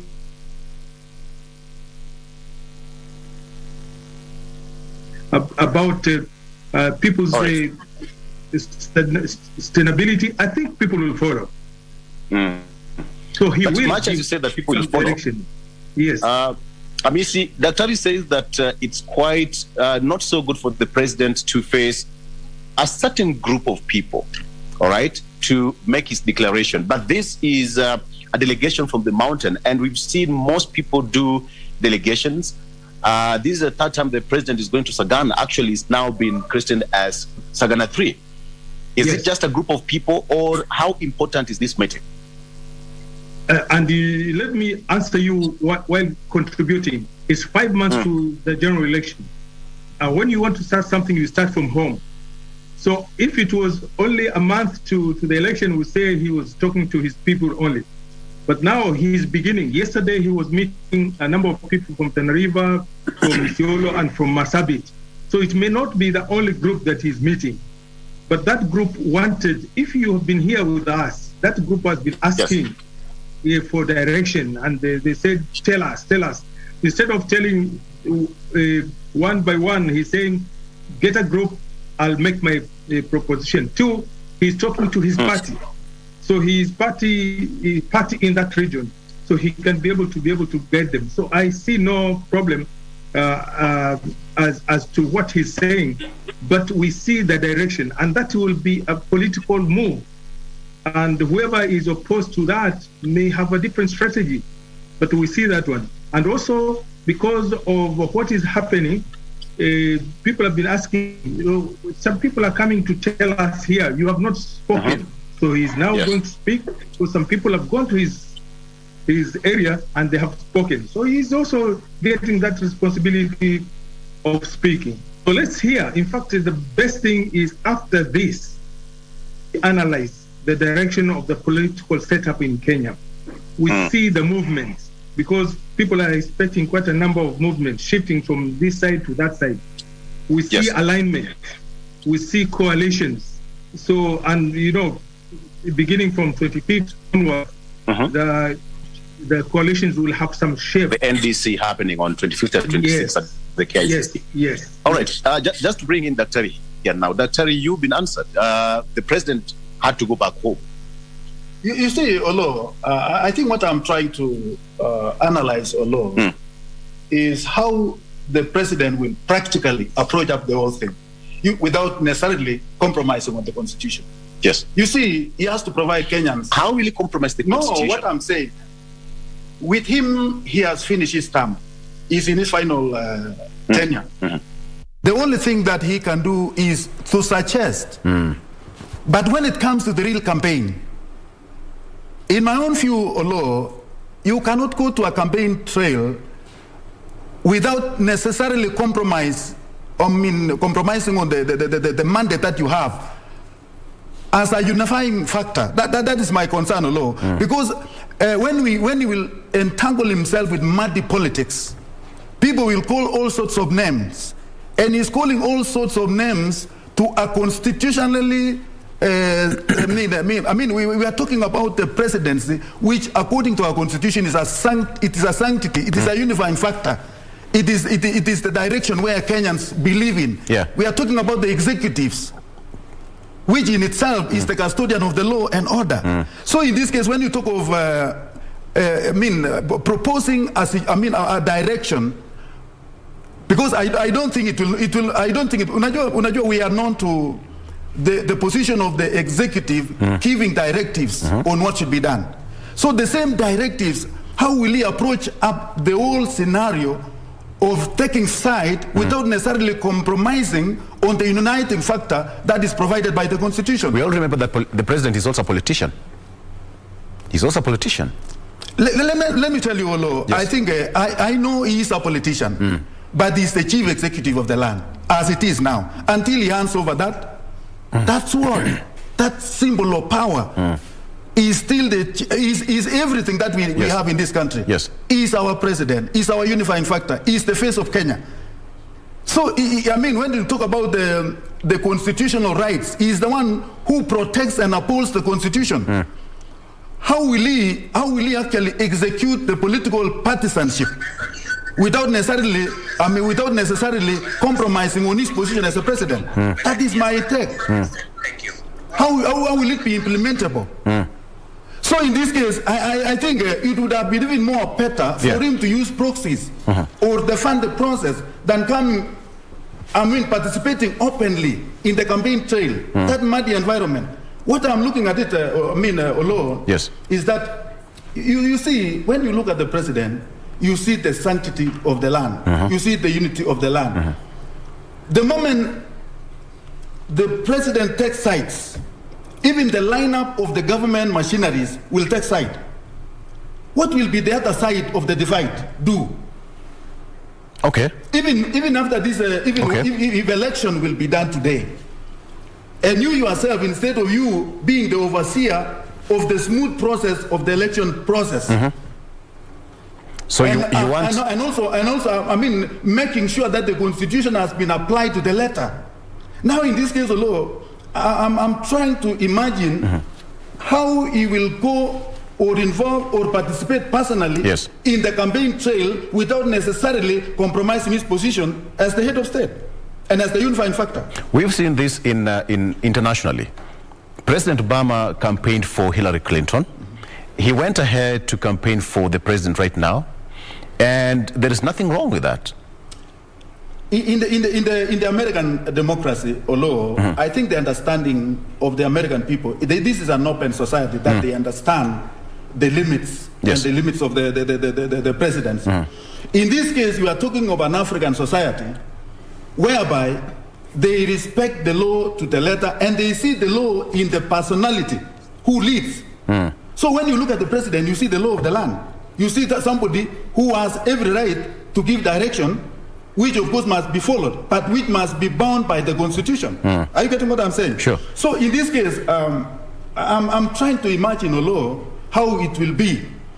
Maybe in a month's time, the president, you hear the president is in some place in Kenya campaigning for Raila, Right Honorable Raila Odinga. Now, the people on the ground will be talking their minds. They will be hurling all sorts of words against the head of state who is mandated to give direction as far as the law and order is concerned. Well, how will it be? And even again, look at this scenario, law. A situation whereby the president is leading his executive because he's the chief executive of the land.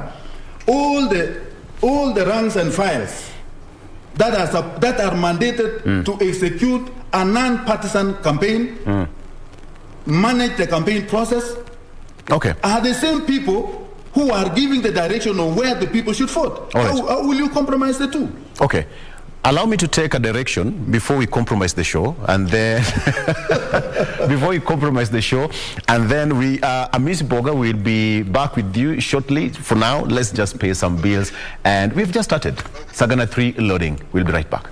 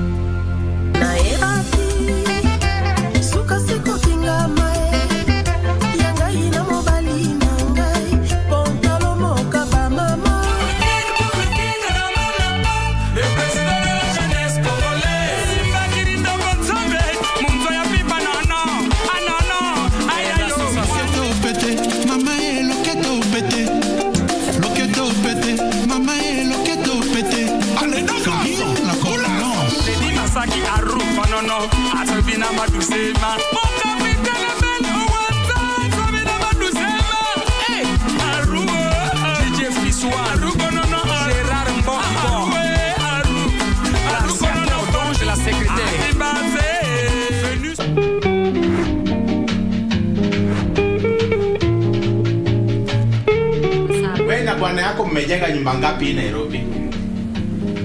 Kwao amejenga nyumba. Amejenga nyumba ya ero, ya matope. Motemu. Mundemu wako ama? Ketanda wili. Tega.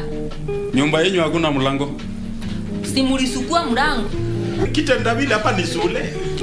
Mongoni na Mongoi, ni nani Mongoi? Ati? Hiyo nyumba ni yangu. Hiyo nyumba ni yangu, si yako. Mlango ni yangu. Mlango ni yenyu. Wewe ni wangu. Mimi si wako, kwani mimi pipi yako? Mimi ni wangu.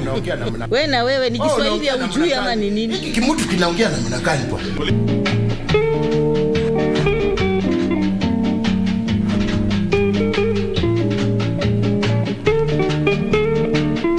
Sauti ya Kenya. Juu milimani na hata mabondeni, Radio Taifa inatamba kutamba. Sasa unaweza kupokea matangazo ya Radio Taifa loud and clear popote ulipo Western Kenya. Radio Taifa usisahau unaweza ukatupata kupitia ukiwa Busia, Siaya, Vihiga, Mumias, Yala na maeneo yaliyoko karibu. Radio Taifa inapatikana kwenye 104.5 FM, na ukiwa Bungoma, Kakamega, Kiminini, Kipkaren na viunga vyake, pata vipindi na burudani safi kupitia 92.3 FM. Radio Taifa, sauti ya Mkenya.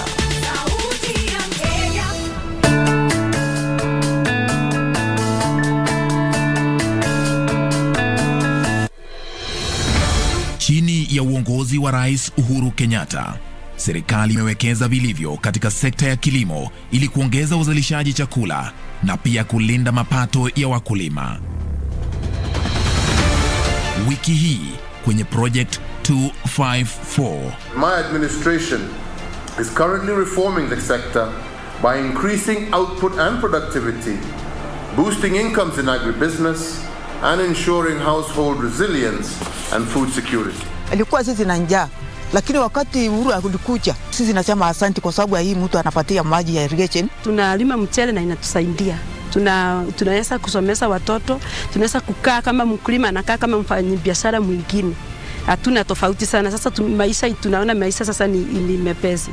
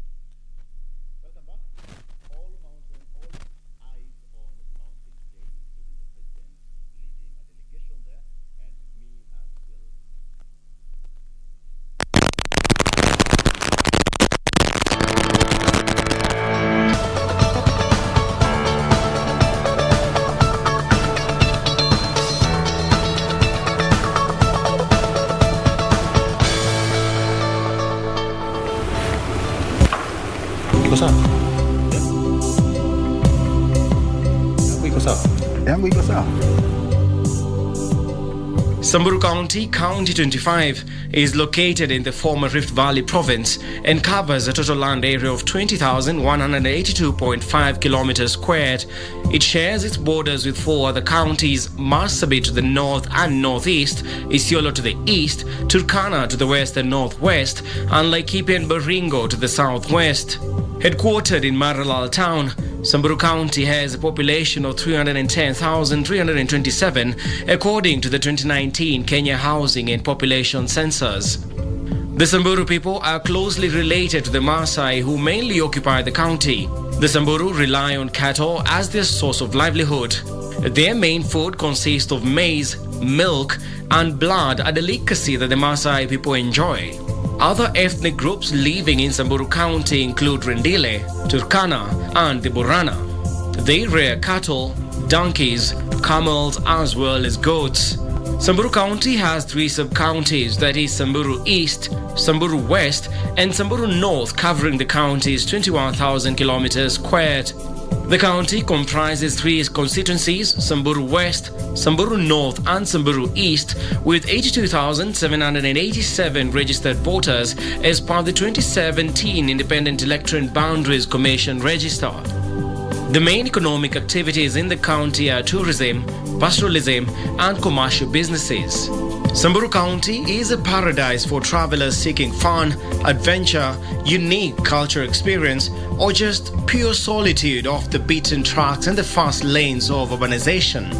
The nerve center of wildlife conservation and tourism in the North Rift region is Samburu National Reserve. It is home to herds of elephants incredibly pleasant to watch, especially when they converge at the Wasinyiro River in the late mornings to drink, bath, and play. Samburu County government is headed by Governor Moses Kasaine Lenol Kulal, a member of the ruling Jubilee political party.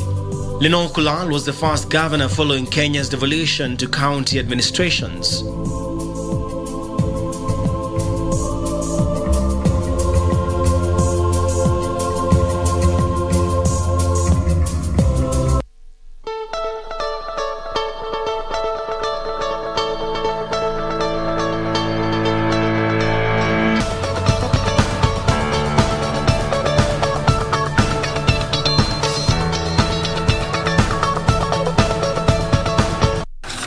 All right, welcome back. The conversation still ongoing here. All eyes are on the mountain today. And not too long from now, we'll be joined by Kioria to give us a feel, sights and sounds, what's happening in Sagana. All right, so stick around for that. Still having this discussion here, Amisi, Dr. Otis says that the president should keep away from campaigning for any preferred candidate. Is that even possible? My take, my brother, is I like to comment my friend that Jerry, and maybe after this meeting, he should come to Mombasa to But my point is that my take is that there are so many angles on this issue.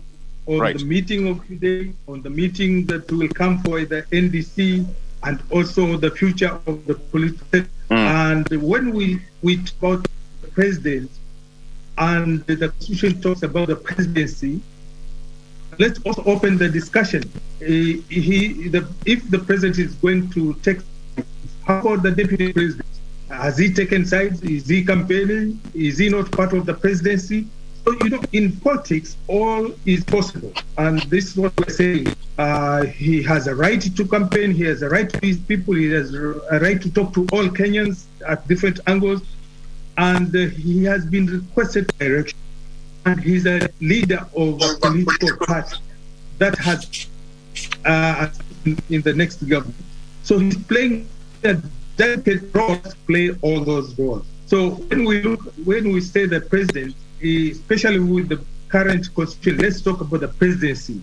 And the indication is the deputies have been campaigning for the last many months. And the president maybe one or twice has spoken. So if he goes to campaign also for that purpose, is he wrong? In the world, people have been campaigning for this person, whether they are in their party or the preferred candidates, in quite a number of times. And then there's another angle. Suppose this president was having still one term to the presidency. Would he start campaigning, or would he wait until the day that we finish the year before he starts campaigning? So these things are delicate, and when you start and how you start depends on the situation. The current situation is he has been called to make a and he has really strained himself because he would have started long time ago.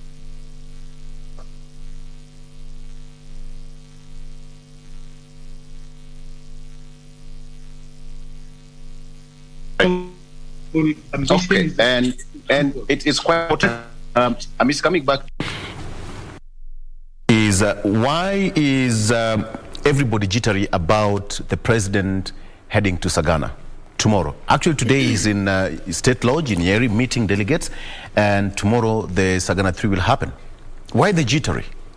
I think, Olo, what we must understand, Olo, in this scenario, the public is already aware of what is going to be discussed in Sagana 3.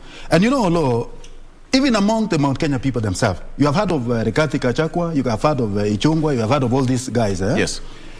That, yes, we are welcoming His Excellency the President to come and be with us, but not to give us the direction on where we should go, because we have already settled on somebody. That was the wordings. I mean, so already, even in Mount Kenya itself, it's already divided. Number two, Olo, you know, when my brother says that the president has every right to do what he is doing, the unique thing that we are observing, Olo, the president is not actually campaigning for the Jubilee Party as such. Yes. He's campaigning for an opposition party leader, which is actually, it has divided first the Jubilee Party itself into UDA and the rest, and then also having this party, Jubilee, that is now remaining, and he's not campaigning for a presidential candidate in his own party. He's campaigning for a presidential candidate in another party. Yes. And that is actually what is bringing a lot of eyebrows. People are asking themselves, how is it possible that the president all of a sudden disowned his own deputy, who are in the same party?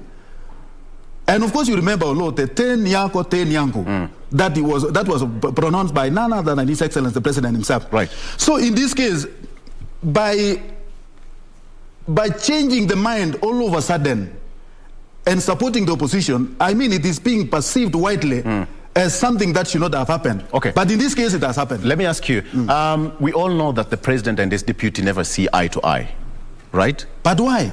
The question is, we don't know. We don't know the reason why. That is why these papers are talking about the spilling the beans. If spilling the beans will be... But they don't see eye to eye for over 2, 3, 4 years now. They don't, right?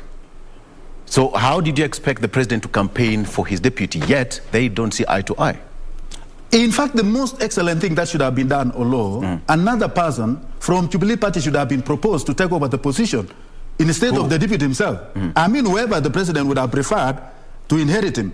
So what is bringing a lot of eyebrows is where you support the opposition, something that is happening only in African countries. It has never happened elsewhere. So in this case, if it was Jubilee versus ODM, or any other coalition outside the current formation of the government, Jubilee, it would have been more sounded that, yes, we had the borderline. Last election, we were, NASA versus Jubilee. Yes.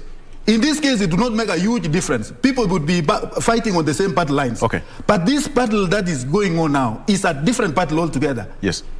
It is a battle which is quite unique in its character, because the sitting president is supporting the opposition. Are you seeing? Yes, so in this case, now there are those people who are seated with the deputy. They're asking themselves, what became of His Excellency? Especially after we afforded him in 2017. If things had gone wayward before the 2017, then why would the president actually wait until he was elected in, and then he changed his mind? Okay. All right. Amisi, the deputy president has been campaigning for the last 4 years now. Actually, we are almost getting to the to the polls, and people say that he's been campaigning since 2017. But then, I ask a question here. Now that the president and his deputy never see eye to eye, the president had no choice. So we never expected the president to campaign for his deputy, who actually they parted ways, so to speak. But my question still remain: will the president challenge or actually undo what the deputy president did in the mountain? Yes and no, because it depends on the situation. It depends on the speed of that undoing. It depends on the mobilization of the people, and I think he has some strategies to be able to do that, and it is possible because of a very short time. What we have seen is a unique scenario. The other dispensation, when President Moi was the deputy for the first president, we never saw this confrontation. And we have never seen the president saying this and the deputy president saying this at the same time, almost an hour after. So that to us is political confrontation, and it has its consequences. And one of the consequences is in that scenario, and the other scenario is so far he has not pronounced support opposition. As far as I'm concerned, I'm looking from this coastal side, look at the and after making the coalition, which the law now allows, that will be supporting the opposition. It is support for agreed as a party. To open up this discussion so that we look at it that like me and many.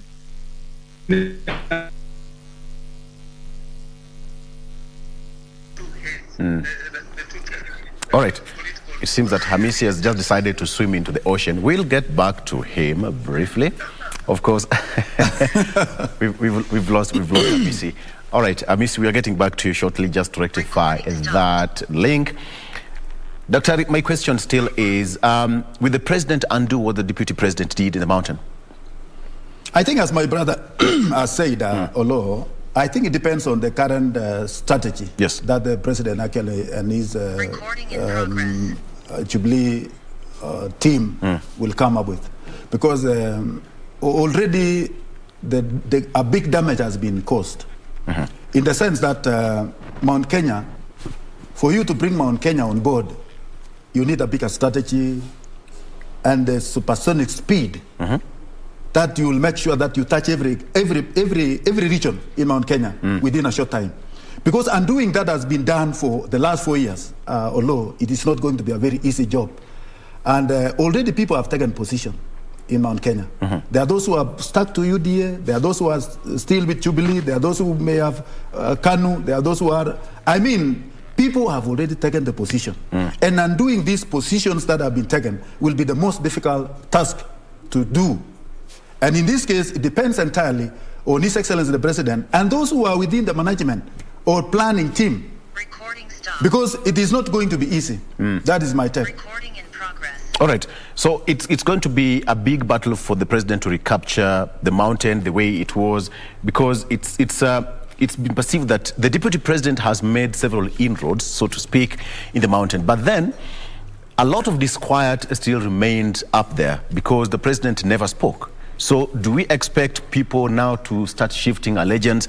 Hamisi, to ask you that, to make sure that the mountain which was completely divided is brought together once again?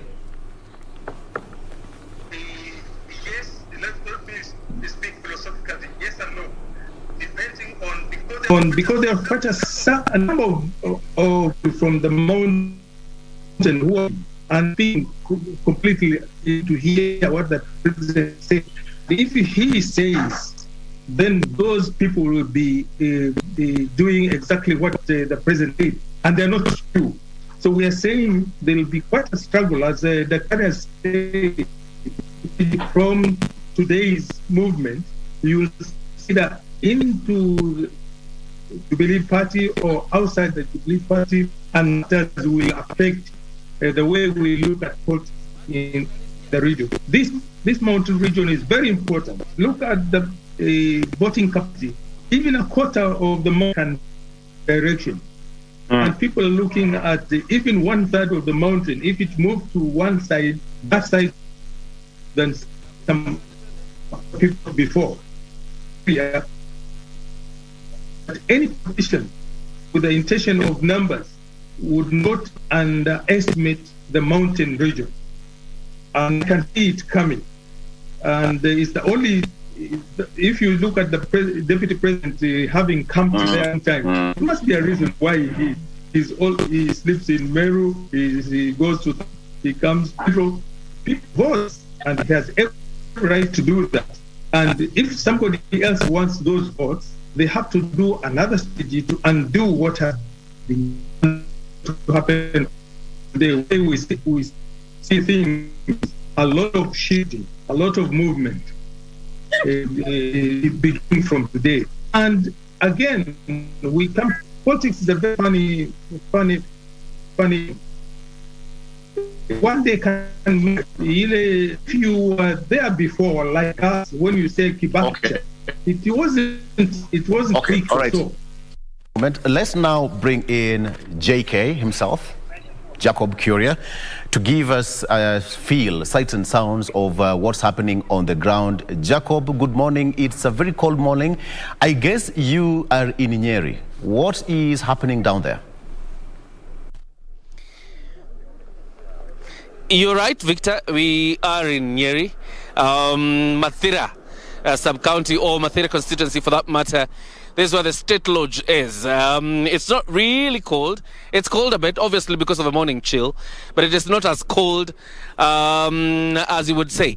And from obviously, when you look at the picture behind me, these are the numbers of people who continue trooping in into the state lodge ahead of a meeting, the Sagana 3 meeting that will be chaired by President Uhuru Kenyatta. And just a bit about, the feel around here is that traffic snakes up from the gate from the state lodge all the way 3 kilometers. That is 3 kilometers of traffic. And I think at some point some people are blocked, so you would have to walk in to the state lodge. So generally this is the feel this morning as you go towards the state lodge, Victor.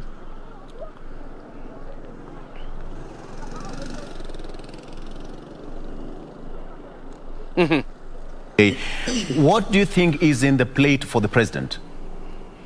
There's a lot in plate for the president.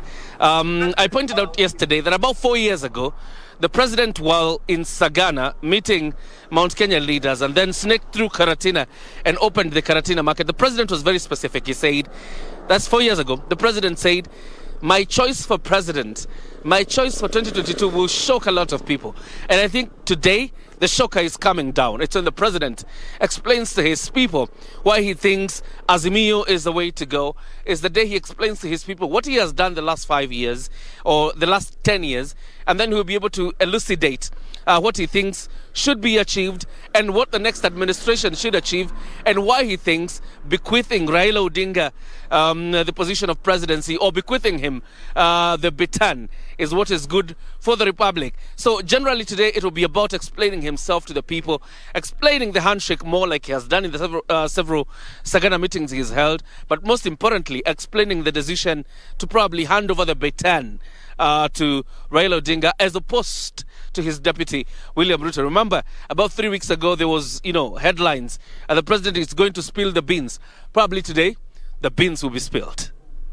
Is here. It says that why Sagana 3 is critical for Uhuru.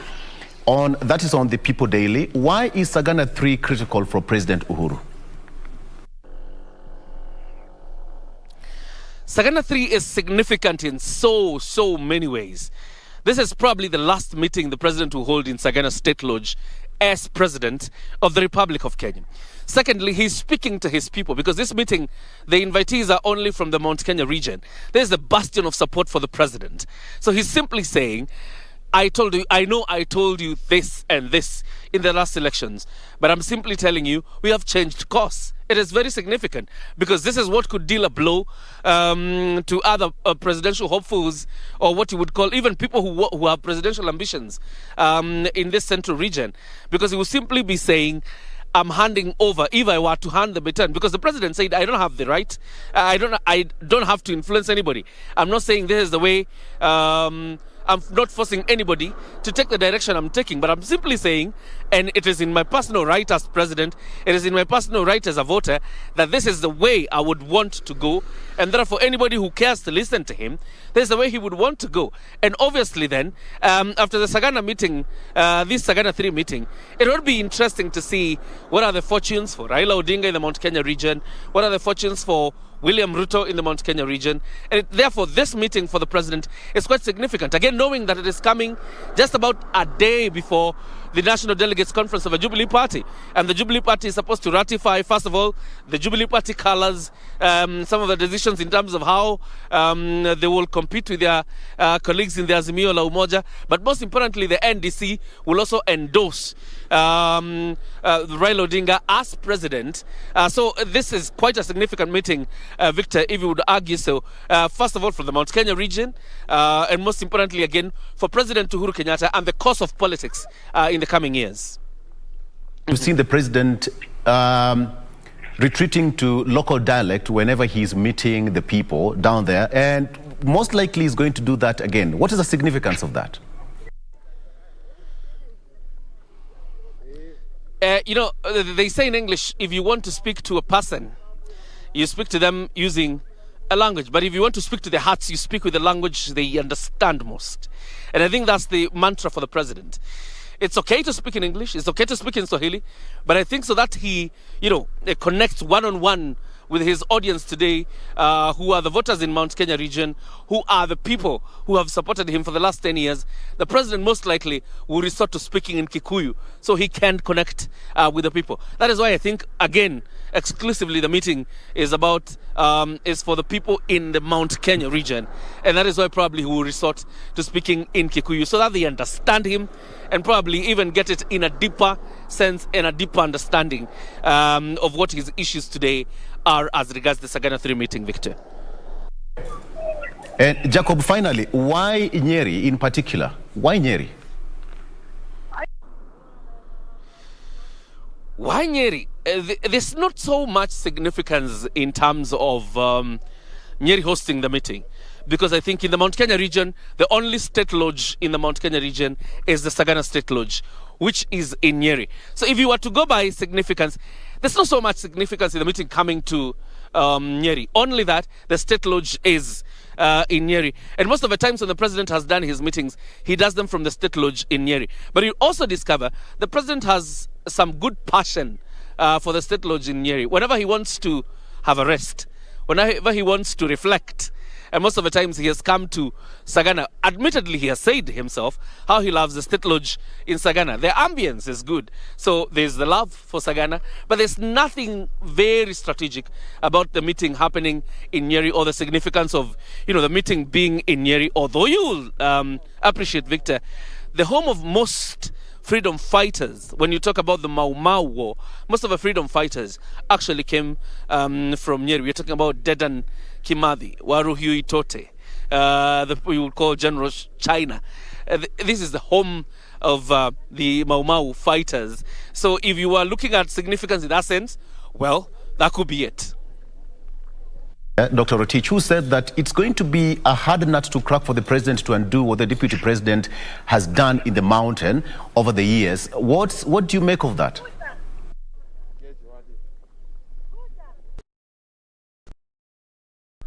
This is the time for the president to put his record on the table.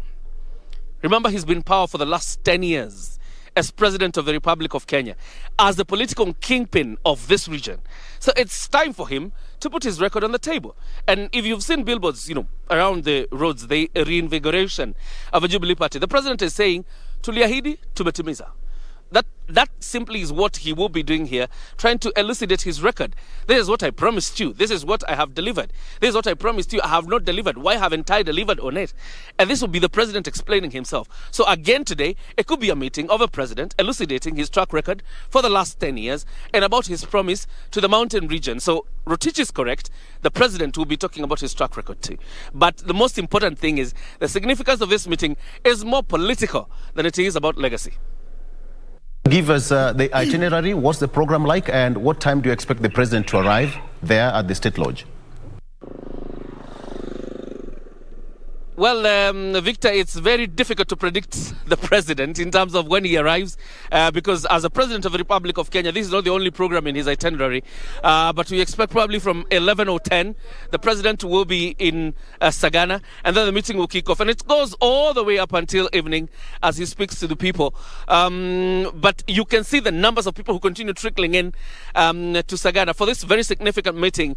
And the numbers are in the thousands. Youth, the old, and from all sectors invited, because they're opinion shapers in their own way, and they started trickling in here as early as 6 a.m. And I think if you were to go inside the lodge, I think it's already full to the brim. As I've told you, in terms of traffic, I think traffic snakes up from the gate all the way 3 kilometers from the gate as you head towards Karatina, from the State Lodge gate. 3 kilometers of traffic. Not a joke. So it's quite interesting, the numbers of people who continue trickling in to listen to the president. Obviously, it's invite only. Yesterday, as I was speaking to some residents in Karatina, some of them were saying, we have not gotten the invites to go to the State Lodge, but we will try and make our way into the lodge, and we want the president to give us audience. I don't know whether that will happen, because this is an invite-only event, and you can imagine Mount Kenya has more than 10 counties, so I don't think it's easy for everybody to fit in there, so they had to selectively pick a few people who will fit in the lodge. Yeah, Modo, all right, coming to, we will come back to you later on, and perhaps give us a feel if you'll also find your way in, if you're not invited. That's an interesting one. All right. I'm not invited. Are you invited? I'm not invited.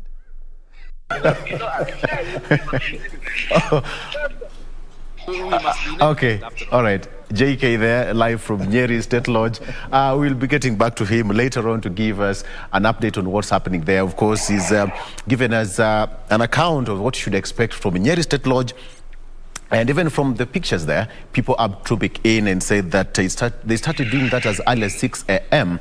and the president will be addressing members of the public from Nyeri State Lodge. All right, JK, thank you so much. So let me come back to you, Daktari. From what you've seen, and it seems that there's a lot of expectation from the people down there in the mountain. I think, although when you look at it, you know, the legacy of His Excellency the President is backed on the success of his proposed candidate. You talk about the PPI that the President has actually been emphasizing so much for some time now. And you talk about this legacy, because the PPI carried a lot of weighty baggages, yes, which of course the president feels that Mount Kenya was going to benefit out of that.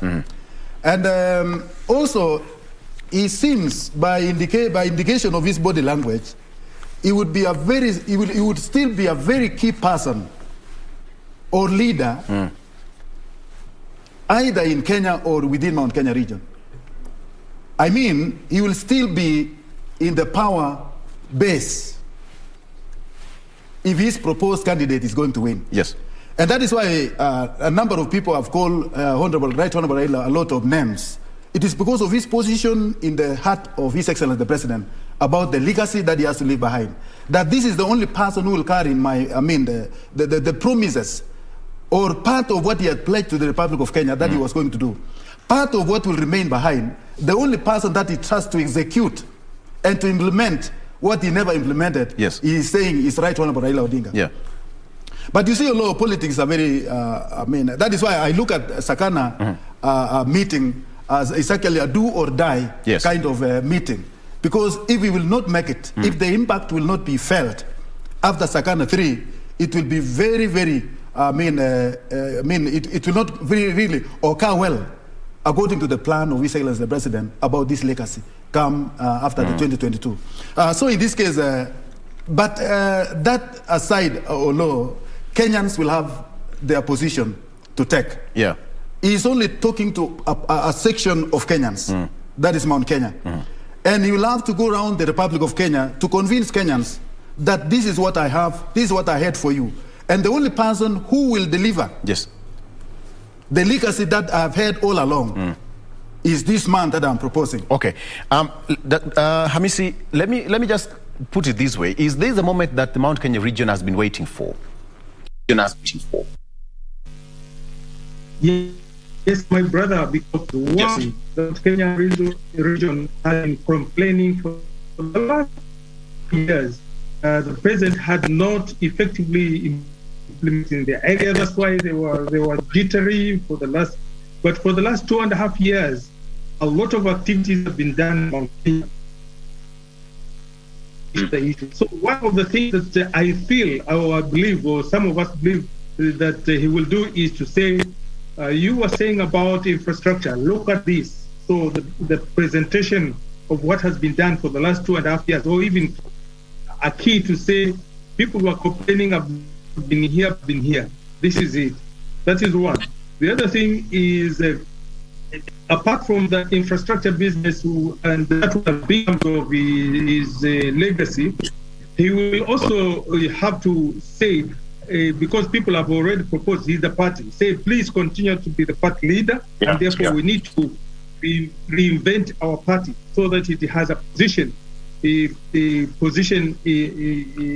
the next government. If you heard properly, the MP for Nyeri, he said we must have as many MCAs, as many MPs, as many senators from this region in the party, so that we can have a say in the next government. So that is one rally. If Jubilee is going to be revamped, because somewhere said Jubilee was dead, but now he wants also to prove that it is not dead. And to prove that it's not dead is to wake it up. Like Kanu, many people thought Kanu was completely finished, but you can't rejuvenate parties. People die, but the parties die very hard. So that is the other thing. The other thing is to say now, in my position as a political leader of this Jubilee, is that you've given me mandate, and also according to the information, is going to be mandated to discuss with other parties to form a coalition. He will say the direction that I'm giving is we're going to discuss with so and so or this coalition for the future. So many things that the president has to do tomorrow, able to shape up the mountain. I mean, see, in the past few weeks, in the past few weeks, the Jubilee is not. It's seeming that the Jubilee was not dead, so to speak. Yeah, it was just dormant. In technical language, we say it is dormant. Any party is a very vibrant leadership, but the leadership, the president was the president of this country. He had so many activities. The Jubilee was split because of the wrangles in the party, which I don't want to enter in. So we need to reshape it, to retile it, and say, no, we are not dead. We are alive, and we are live and kicking. We are coming. So I think that is the message we should go. If you look at the uniform that the last 3 or 4 days, I could see red, and I don't see the difference between Jubilee and Kanu now, as far as I'm concerned. And it's going to paint this country totally red. I don't know where Gideon is, because the uniform is the same. Okay. I'm talking political. Colors are colors. Colors are colors. I think the most important thing here are the party symbols. But anyway, so before I give it back to Dr. So what is the fate of those people who had already defected to different parties, so to say UDA in the Mount region? If I may comment on that one, there is a technical problem. I don't know, I've not read the law. The Dr. will help us. If by Saturday or by Sunday, by Monday, Jubilee says these are the party members, and those who are not here are not our members, I don't know what will happen technically. Are they going to be, because they were sponsored by Jubilee, and if they are not in Jubilee and they're in the other party, technically we need somebody to really look at it legally. Are they going to resign, or they are put out of the party? Are they going to, want to ask the people about the new party? So there are some challenges that are coming. See, the English say. All right, let's wait and see, as the English men said. Doctor, so a lot of down there, activity will be happening down there. But most crucially is the president's announcement. That is tomorrow. That is tomorrow. Today he's meeting members of the public in Sagana State Lodge, in Nyeri State Lodge. But then on Friday and Saturday, NDC will take place, and thereafter a pronouncement will be made, and will be witnessing the signing of a pact between all those parties affiliated to the Azimio la Umoja. It seems that the president, people, all those legislators who are decamped from Jubilee are not welcome in this occasion. So what now will happen to them? I think, you must know that this is the time for resignation. Yes. I mean, people are actually generally moving away from the original parties. And I don't think there is any member of parliament who would wish to cling into a party that is not of his interest. They have already pronounced their positions, the parties that they will actually go into elective position with. And those who are in UDA, they are already decided a lot. And they will remain in UDA and reform their party. Yes. Those who will have remained in Jubilee will remain as members of the Jubilee, who will now actually manage the election that is ahead of us. So in this case, I think there is no big deal or technical hitch that will happen. Yes. Whether they will decome or not decome, we have no time. Because if it was, if we had a longer time, like 2 years, 1 year or so, some kind of by-elections were going to be done. But at this time, when people are resigning to go for election, nothing actually visibly can be done. What is going to happen is that people now will take position. And in this case, Olo, in Mount Kenya as it is now, majority of the people, for His Excellency to undo the damages that the UDA has done, I mean by bringing Mount Kenya together and speaking the same language that you would prefer them to speak, it is going to be a difficult task, which it may not be achievable as at the moment. So in this case, I think, to me, as it is now, it is still a wishful thinking, because people have already taken positions. The only way that if the president now will go out to other parts of the Republic of Kenya, he will try to balance what he has lost in Mount Kenya in other places which are willing actually to back up the pact of Right Honorable Raila Odinga. Because even as my friend is saying that he's not sure whom the president will actually support come the next election as far as the presidential race is concerned. Yes. But I think it is in public domain. The president will not change his mind. He will support his Right Honorable Raila Odinga. And even those people who are actually the conveners of the meeting, the president included, they have a lot of speculation now that the president is coming. Yes. He is going actually to give us a proper backup during the campaign process. And I'm very sure that a lot of resources will be used to make an upturn of the mindset that is already forming in Mount Kenya. Otherwise, it is not going to be a walkover. In this case, you have had Rikadhi, you have had Kachakwa, you have had Didi Nyoro, you have had all these guys. And I tell you, Olo, during this battle of Jubilee, His Excellency the President lost a lot of foot soldiers in the persons of Rikadhi, in the persons of Ichungwa, in the persons of Kangata, in the person, all those people you can think of. These eloquent guys, they are not with him. The only person whom you can see talking loudly about issues to do in Mount Kenya are people like Kanini Keka, Togo Ngunjiri Omnyeri, and the likes. So he is yet to bring on board the people who will be vibrant, the people who will sell his idea, the people who will change the mindset of Mount Kenya people, which of course I can be very sure, Lo, that it is going to be a very difficult task to achieve. Okay. Hamisi, it's going to be a very difficult task to achieve. Do you agree with that? Normally, in normal census and normal survey, normal analysis, I say yes and no. Because it's a very funny game. I say yes and no because if we hear Rikadhi, if we hear Chungwa, if we hear those, how about when we hear the other people? You have had Peter Kenneth, you have had the member of Parliament of Nyeri, you have had the governors that have spoken. So you need to balance. You need to balance all this. There is also another voice that we don't want to hear, but it is there also supporting the president. And some of them were Sabina Chege plus others saying, please, President, say something. We want to wear our boots. So there will be that. And also, for us to say half of the mountain, somebody said 75% of the mountain has gone to UDA.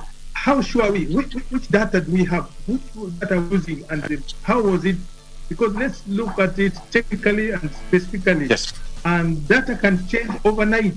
Still going back to the question where things were turned over like fire overnight, depending on which button, which strategy are we using, and which language are we using, a convincing language or otherwise. So there is room to be able to to either go UDA, to go Jubilee, or to go other parties, because we can see other parties are coming from the mountain, like the Speaker of the National Assembly. So what are these other parties going to do? This is what we are waiting for. Right. It's going, in the next 1 month, the scenario will open. Now will be right see happening, and it's going to be quite an interesting political event. Okay. We only have 1 minute to take a break, but let me just ask you this question again, Hamisi.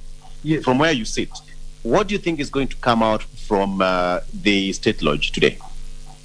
One of the things that, a number of things, but let me quickly say, the number of things, one is the projects that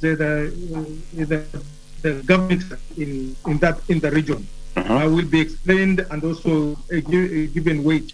The other thing is that the people that have been called, what are they saying? What are they suggesting?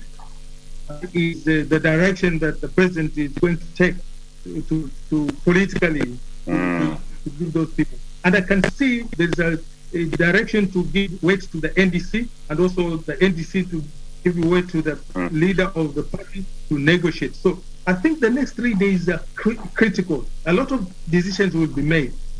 Whether these decisions will hold water, we'll wait and see. But I think there's going to be a wave into the move towards what the president has said. All right. It's critical, and it's coming. And I think he's serious about whatever position. He doesn't want to go under.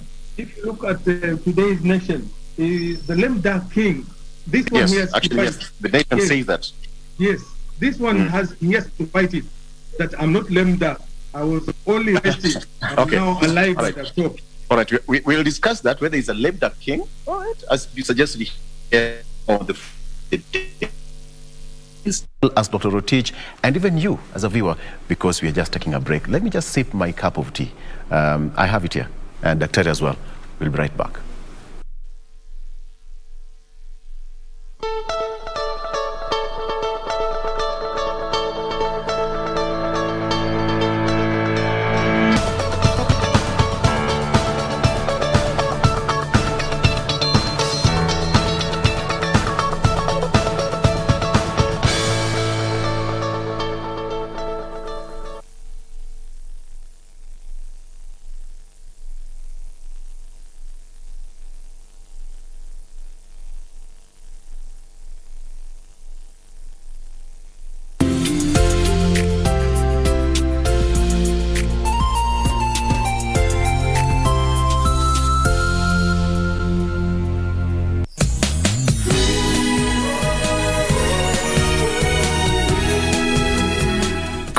Line.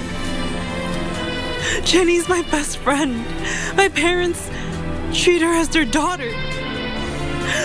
How could you be so cruel to us? My first love and my one and only love. Why are you so mean? Stop being so demanding. Wow. This must be too good to be true for you. I've told you before.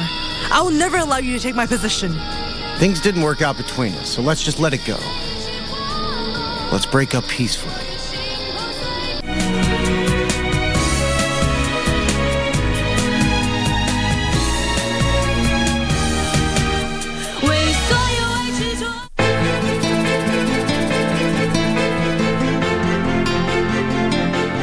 Nataka niende niwe kule karibu, ili Babu Tunde akinihitaji mimi niwe wa msaada kwake. Nimekataa, hakuna kwenda kijijini.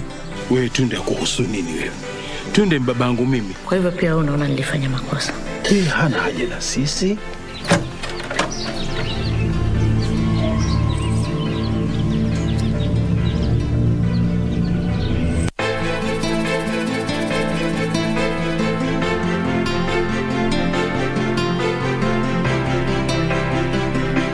Mundos divididos por una sombra de traición. No, let me have No, it. Rogelio! Come on, you. No! To talk to Mariela. Why should I get involved in this? He will only destroy Mariela's future. Look at you. You're the good one. You're the patient one. You're the perfect one. Look at me. Take a look. The black sheep. Did you by any chance have something to do with what Leonardo Del Rio was alleging a while ago? I want you to know that I asked Mariela to marry me. And I accepted. So Alonso and I are getting married very soon. Lying heart. Fue sembrando el veneno y la ambición. Tell her it's a case of emergency. There's a patient by the name of Gregory. Night nurse. Imagine living in a world where there is no war. No, oh no. I never knew anyone so one of a kind. No, the way she moves to her own beat, she has the qualities. Absolutely, I love you just the way you are, girl. You don't have to change. He wants to look like them girls in the magazine. She got big dreams. She see herself on the big screen. She asks, do you love me? I say you're just right. Absolutely, I love you just the way you are, girl. You don't have to change.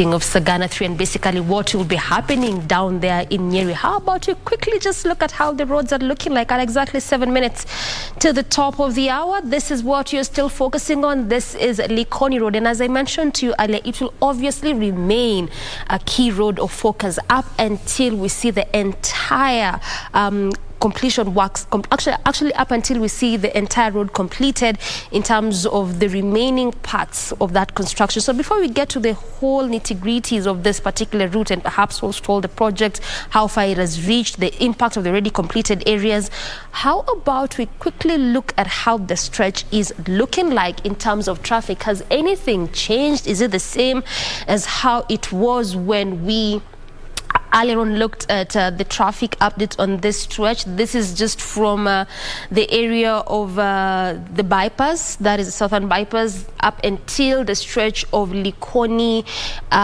Enterprise Road. Remember, there are two roundabouts along this route, and what you're focusing on today is the stretch between the bypass, that is as you leave Mombasa Road through the Airtel Center up until the Likoni Enterprise. The area between the Likoni Enterprise and Likoni Jogoo Road is still under construction. The project has stalled a bit because Kura obviously had to engage services of Nairobi Water and Sewerage Company to see how best they could relocate some of those water pipes, as well as KPLC to see how well they could relocate some of those electric poles, because again it's very important and key, and this is why you perhaps could see on this particular stretch, or if you're someone who uses this road, then perhaps you have noticed that particularly on what we call the unmotorized transport system area, just at the farthest end, which is the area designated for motorcyclists as well as pedestrian walkways, still untouched. Nothing is still happening there, because along these areas is where you would have the electric poles as well as some of those water pipes. And like I mentioned, they had to engage services of these two various stakeholders to see how best they could relocate this before they continue with that construction process. So this is how it is looking like this morning in terms of traffic. Still nothing is changing, and majorly, just as I mentioned, one of those major reasons why we like to look at this stretch is simply because it oftentimes serves as a very good alternative route for those using Mombasa Road. Right now, Mombasa Road is still under construction because of that expressway. You expect it to be perhaps complete by mid of this year, as they mentioned, and opened up to the public, but looked at as one of those roads that is expected to shape how Nairobi will look like altogether, as well as Kenya as a block of the East African community. So clearly one of those key as well as instrumental roads, and this is why Likoni Road is coming into place just to serve as a good alternative route for those using Mombasa Road. Again, obviously knowing that the stretch between Kenyatta Avenue and University, there's a section there that is still closed because of that ongoing construction. So this is how it is looking like, the same as how it was, moving at a very swift pace, just as you leave Next Gen Mall, going all the way through Likoni Road up until the first roundabout, that is the Likoni Enterprise roundabout. Again, you can remember that this is one of those areas whereby the overpass took a total of 7 years for it to be complete in terms of construction. So this is how the area is looking like, different from how it was earlier on. Heavy traffic being spotted throughout the entire roundabout, and the reason is very simple. It is not one of those major roundabouts, but obviously one of those key as well as very, very busy areas, leads to various industries. The industrial area is around this place. Obviously a lot of commercial centers, companies along this particular stretch, part of also what informed that overpass that is around this area, as well as also part of what informed the entire recarpeting as well as expansion and construction that has been happening on the stretch of Likoni Road. Still the same as how it was, still heavy kind of traffic. In fact, in some sections, just as you leave the other side of Enterprise from Mombasa Road, coming through the roundabout, past there as you head over to Bunyala roundabout, around that section, not moving at all, just at a standstill, and that continues up until past the roundabout again, still as you go through the section of Jogoo Road, that is Likoni Jogoo, but then again it's still because of that ongoing construction on that and that stretch there. But still you can use this as an alternative if you're leaving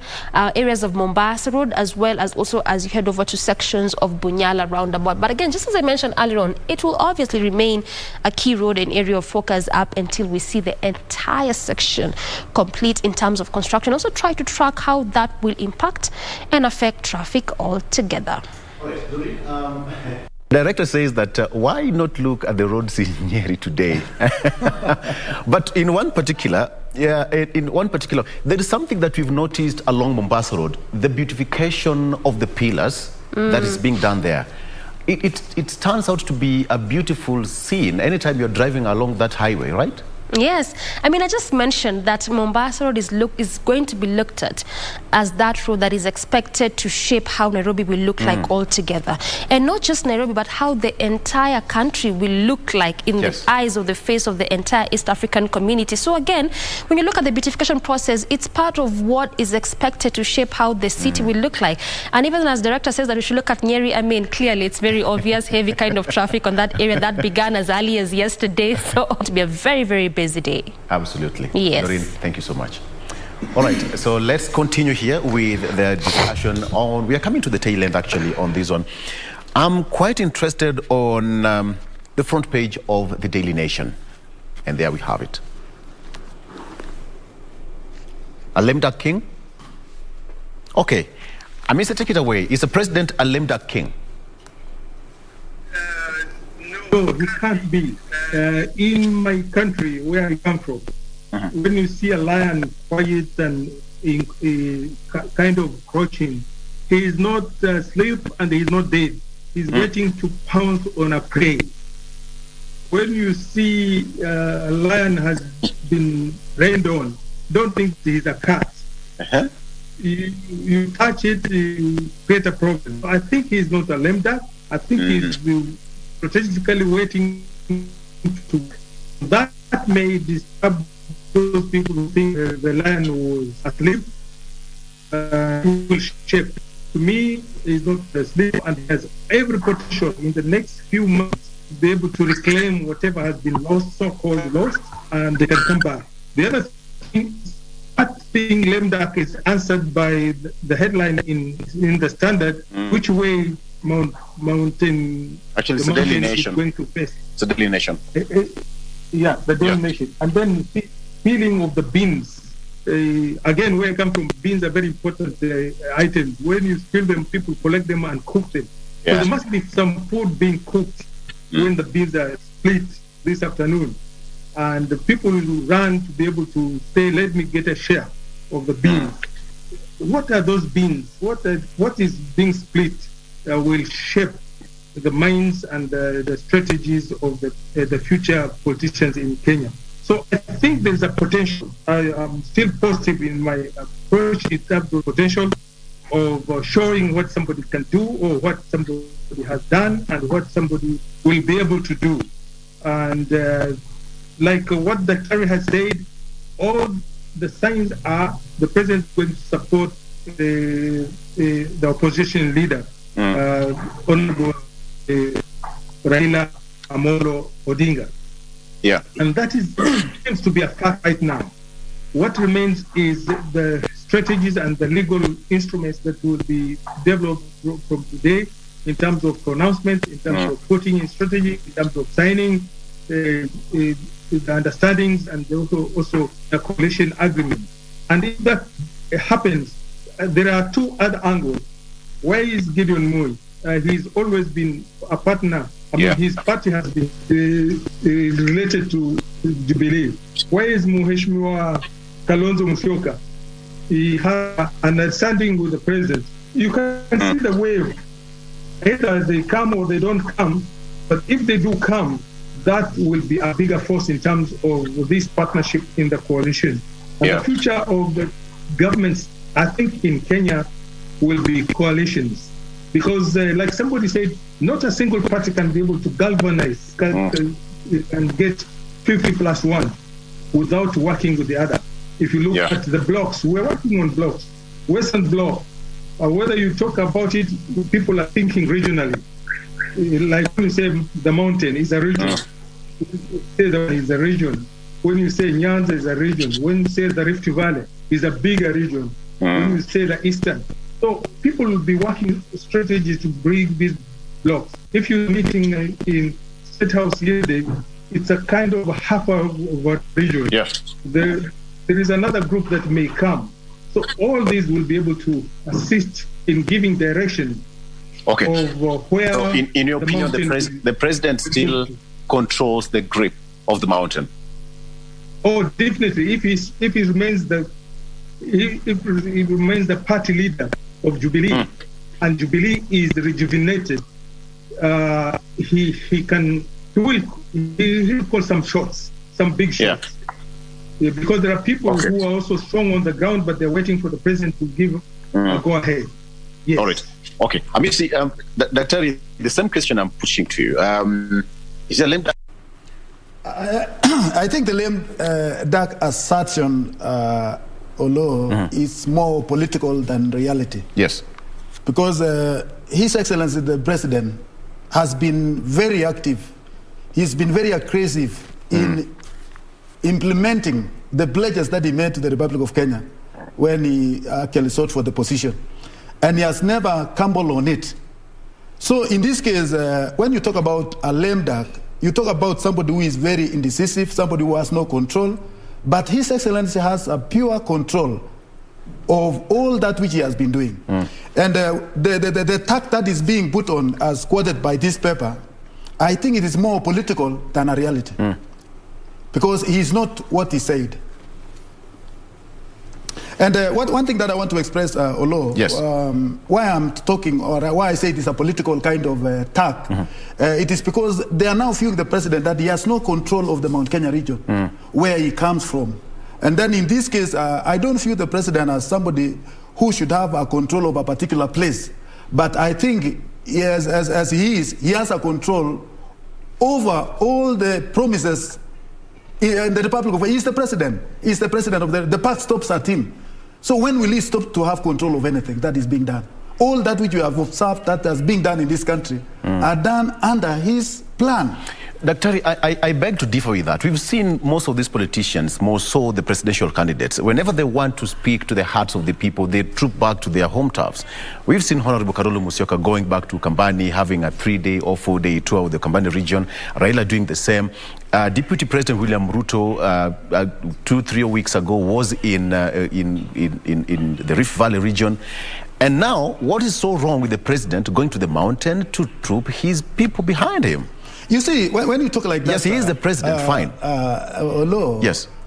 We are talking about the subject that the president is going to undertake in Mount Kenya. We are not talking about the normal development, the infrastructural development, as my brother said. He has done a lot. Marvelously, he has done a lot. And in this case, when you talk about a political direction, or rather giving a political direction, that is a different thing altogether. Yeah. And let me tell you, Olo, when people are yearning for change, people feel that they have all given the president his side of the story in the tenure that he has been the president of the Republic of Kenya. And that, as per the constitution as it is, or law, the Kenyans have every right to choose whoever they want to choose. And in this case, when Mount Kenya sounds different approaches to the leadership that to be, I think they have every right to voice their hearts, to voice their minds as to which direction they can follow. So in this case, even when we are talking about having an executive position, you must also know that the people under you are under the same constitution that you are using to lead or actually, to lead them. So in this case, His Excellency has got every mandate to provide an enabling environment for all the Kenyans to play this game of politics and come up with their rightful person according to their own choice. So in this case, we don't want to see a situation whereby some section of the Kenyans are disadvantaged over the others just because you are an elder brother or you are the last born in the family. I mean, we have to give all of them the equal chances to exercise their mandate. So in this case, even as the president goes to Mount Kenya, he will make a special request to the people of the mountain that please, this has been my take about where we want to go as a community. And I'm pleading with you, if you will buy the idea, this is what I have for you, and elaborate everything that he has done. And I told you, Olo, I think what is so heavy in the president's heart is about the PPI that he has actually been talking about. That the PPI is a package that was supposed to channel resources to the rightful places in this country. Absolutely. And more so, Mount Kenya. Okay. So in this case, that was going to be his legacy. So it is unfinished job, according to him. So that is why he's looking forward. Because, you know, Olo, people have always been saying that the deputy president was not supporting the PBI in this case. But I normally take a different stand on that, because when the PPI failed to be an all-inclusive document, that is when some dissenting voices actually came up. And in this case, it was never wrong for these people to reject, and even the process itself. So in this case, they say that even though PPI is somehow within the corridors of court, that is yet to be declared, whether it will go through or not, that remains to be seen. But according to the mindset, as the president has actually been talking, that there is a big investment in that PPI that he would wish to be passed. And that is why he's banging on Right Honorable Raila Odinga. But you see, Kenyans will have their say at the final election. All right. Dr. Thank you. All right. Gentlemen, we are coming to the tail end of this, but allow me to shift this discussion kidogo to, let's talk about the issue of economy that has been on the front line, on headlines in the last few days. So starting with you, Hamisi, matters of politics and stomach, economy. What do you make of that? We have like 3 minutes to go. What do you take of that? Yes, this must be addressed. When you take economy and touch it goes to poverty, it touches, and it's all political. As far as even economics is politics. And that's why some of the professors call it political economics, political economics. So if you play around with the economy properly, then you are in good politics. And poverty is a lot of politics, the political poverty. You can use that one as a weapon to be able to pump out. So it's a very crucial thing, and it must be handled quickly and properly. These issues that have been mentioned, can they be addressed very quickly in the next few months, so that we will see that the prices of the goods will go down? How they will down and stay down is a strategy that the government can be able to take. And the moment you want to touch the bedroom of people in terms of stomach, you are in trouble. You have to satisfy. Before you go to vote, I must have a cup of tea, have some lunch. And therefore, it must have. Otherwise, I will say okay, go ahead voting. But when I do that, then I have lost my responsibility for the leader that I want. I'm looking at what my brother said about the BBI, plus what the president said during the burial of the mother of Mheshimiwa Mudavadi. And it's still in some people's minds, like those of us who from the owner, who were told by the president, this time around, there's no leader that will come from Central to manage Kenya and also from Rift Valley. So some of us from this Ushago, we were so hopeful. Maybe Hamisi from the coast will be able to be the president or the vice president. So there's that hope that people like to see that kind of a change because it was in first president from the Central, third president from Rift, third president from Central, fourth president from Central. It will be very unlikely a good thing for the rest of us if the other one, the fifth president comes from another area that has already had a chance. And the thing in Kenya, we said we dilute it, we refuse so that we have the office, so the public office must rotate so that they satisfy as many people possible. Absolutely. Hamisi, thank you. Dr. What take on the issue of economy that is playing out in the last... I think, although the Ukali campaign business is actually, it is a reality. And it is coming at a time when Kenyans are under a lot of pressure to put food on the table. And those who are able to put food 3 times a day in about 6 months back can hardly afford 1 meal per day. And that is something that, although that is managed by the forces of demand and supply, and some of them are beyond the control of actually our economy or the leadership. And in this case, of course, some policies actually has a hand, because when you talk about the taxable capacity that this country has, the government can only implement the policies of either reducing or increasing the prices by use of taxes. And in this case, I think what Kenyans are actually saying is that the taxes that is being taxed in this country is very punitive. And it is a high time that the leadership must address that thing once and for all. Because the economy now as it is, Kenyans are hard-pressed. And let me tell you, when you walk along the streets, you get somebody who is earning for 10 shillings. 20 shillings, 30 shillings. That really tells you the magnitude of the problem that our people are facing on the ground. And recently, there are some punitive measures, although that sometime actually they come on our way. Talk of the issue of the scrap metal recently, which was actually disallowed in this country. Yes, as much as it has done a lot of harm to our big investments in this country, little do we know that majority of these people who are on the streets are depending on the scrap metals. Most of the street children, they have been depending on collecting some metals, hanging there. Some mothers have always been selling those ones in their small units. And in this case, when it was stopped, everything stopped. It is like their lives were stopped.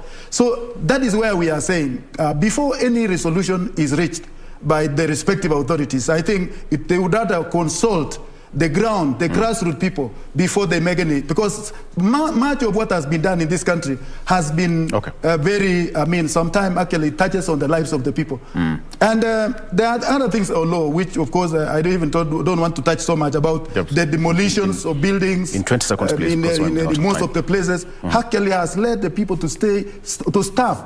Not even having a roof on their heads and not having food on to feed on. And it has been very difficult. And although, as I finished, let me retreat back to Kericho. In 20 seconds. In 20 seconds. Yes. Let me retreat back to where I come from. I come from Kericho County. And there is some small appeal I want to appeal to our people in Kericho that this election this time, please let us look, critically whom we are going to elect as the governor. I appeal to them that they should not recycle people who are known to be bad characters. Because what we need is the cleanup of Kericho County. We have had problems, health problems, roads problems, and all these things. Things have been done in such a way that the community is suffering just because of some few leaders. So Kericho people, please go back to your roots and please think about it. Let us not elect people by issues of handouts, because that will never help us. May God bless you, Lord. Thank you so much. All right. I think that resonates well with almost all the candidates across the country and even the electorates. Please remember to vote wisely and remember that your vote counts. Okay, we've been talking about facing the mountain. The president is at Nyeri State Lodge today, meeting residents there and even members of the public. And then tomorrow, the Sagana 3 will take place. Thank you, John Kuria from Nyeri, for joining us, as well as Hamis Mboga from Mombasa and Daktari here. Thank you so much, for joining us, and you as a viewer. And that was A Viewpoint. Good morning.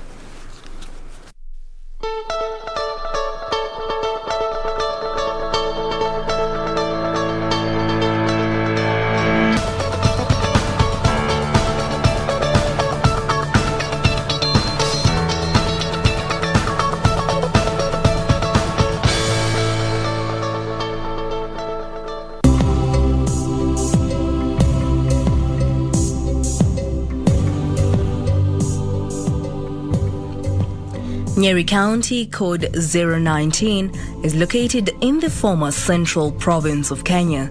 It borders Kirinyaga County to the east, Nyandarua to the west, Murang'a to the south, and Laikipia to the north. The county headquarters are in Nyeri town. Nyeri County has a population of 759,164 according to the 2019 Kenya Population and Housing Census. Nyeri has 10 sub-counties: Tetu, Kieni East, Kieni West, Madera East, Madera West, Nyeri South, Mukurweini, Nyeri Central, Mount Kenya Forest, Aberdare Forest, covering the county's 3,325 square kilometers. Part of Mount Kenya and Aberdare are in Nyeri County. The county has 6 constituencies with close to 500,000 registered voters as per the 2017 IEBC register. They include Tetu, Kieni, Madera, Othaya, Mukurweini and Nyeri Town, with a total of 456,949. The county has 30 electoral wards. Agriculture is the main economic activity, with cash crops being tea, coffee. Other agricultural produce at subsistence level include maize, potatoes and cabbages, among others. The governors who have served Nyeri County include the late Nderito Gachagua, Samuel Githaiga wa Maathai, the late Wahome Gakuru and Mutahi Kahiga. Kenya's dead President Mwai Kibaki and the late Nobel Peace Prize winner Professor Wangari Maathai hail from Nyeri County.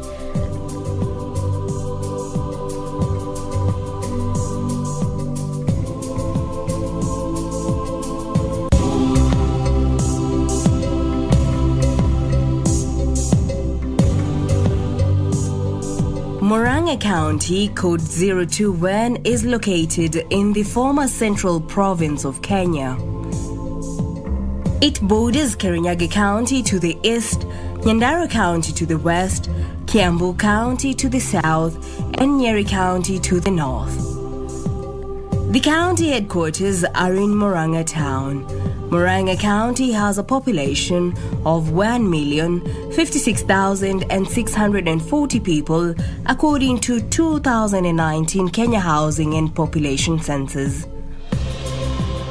Murang'a has 8 sub-counties: Kiharu, Mathioya, Kangema, Gatanga, Kigumo, Kandara, Kahuro and Murang'a South, covering the county's 2,558.8 square kilometers. The county has 7 constituencies with 587,126 registered voters as per the 2017 IEBC register. They include Kangema, Mathioya, Kiharu, Kigumo, Maragua, Kandara and Gatanga. Agriculture is the predominant economic activity in the county, with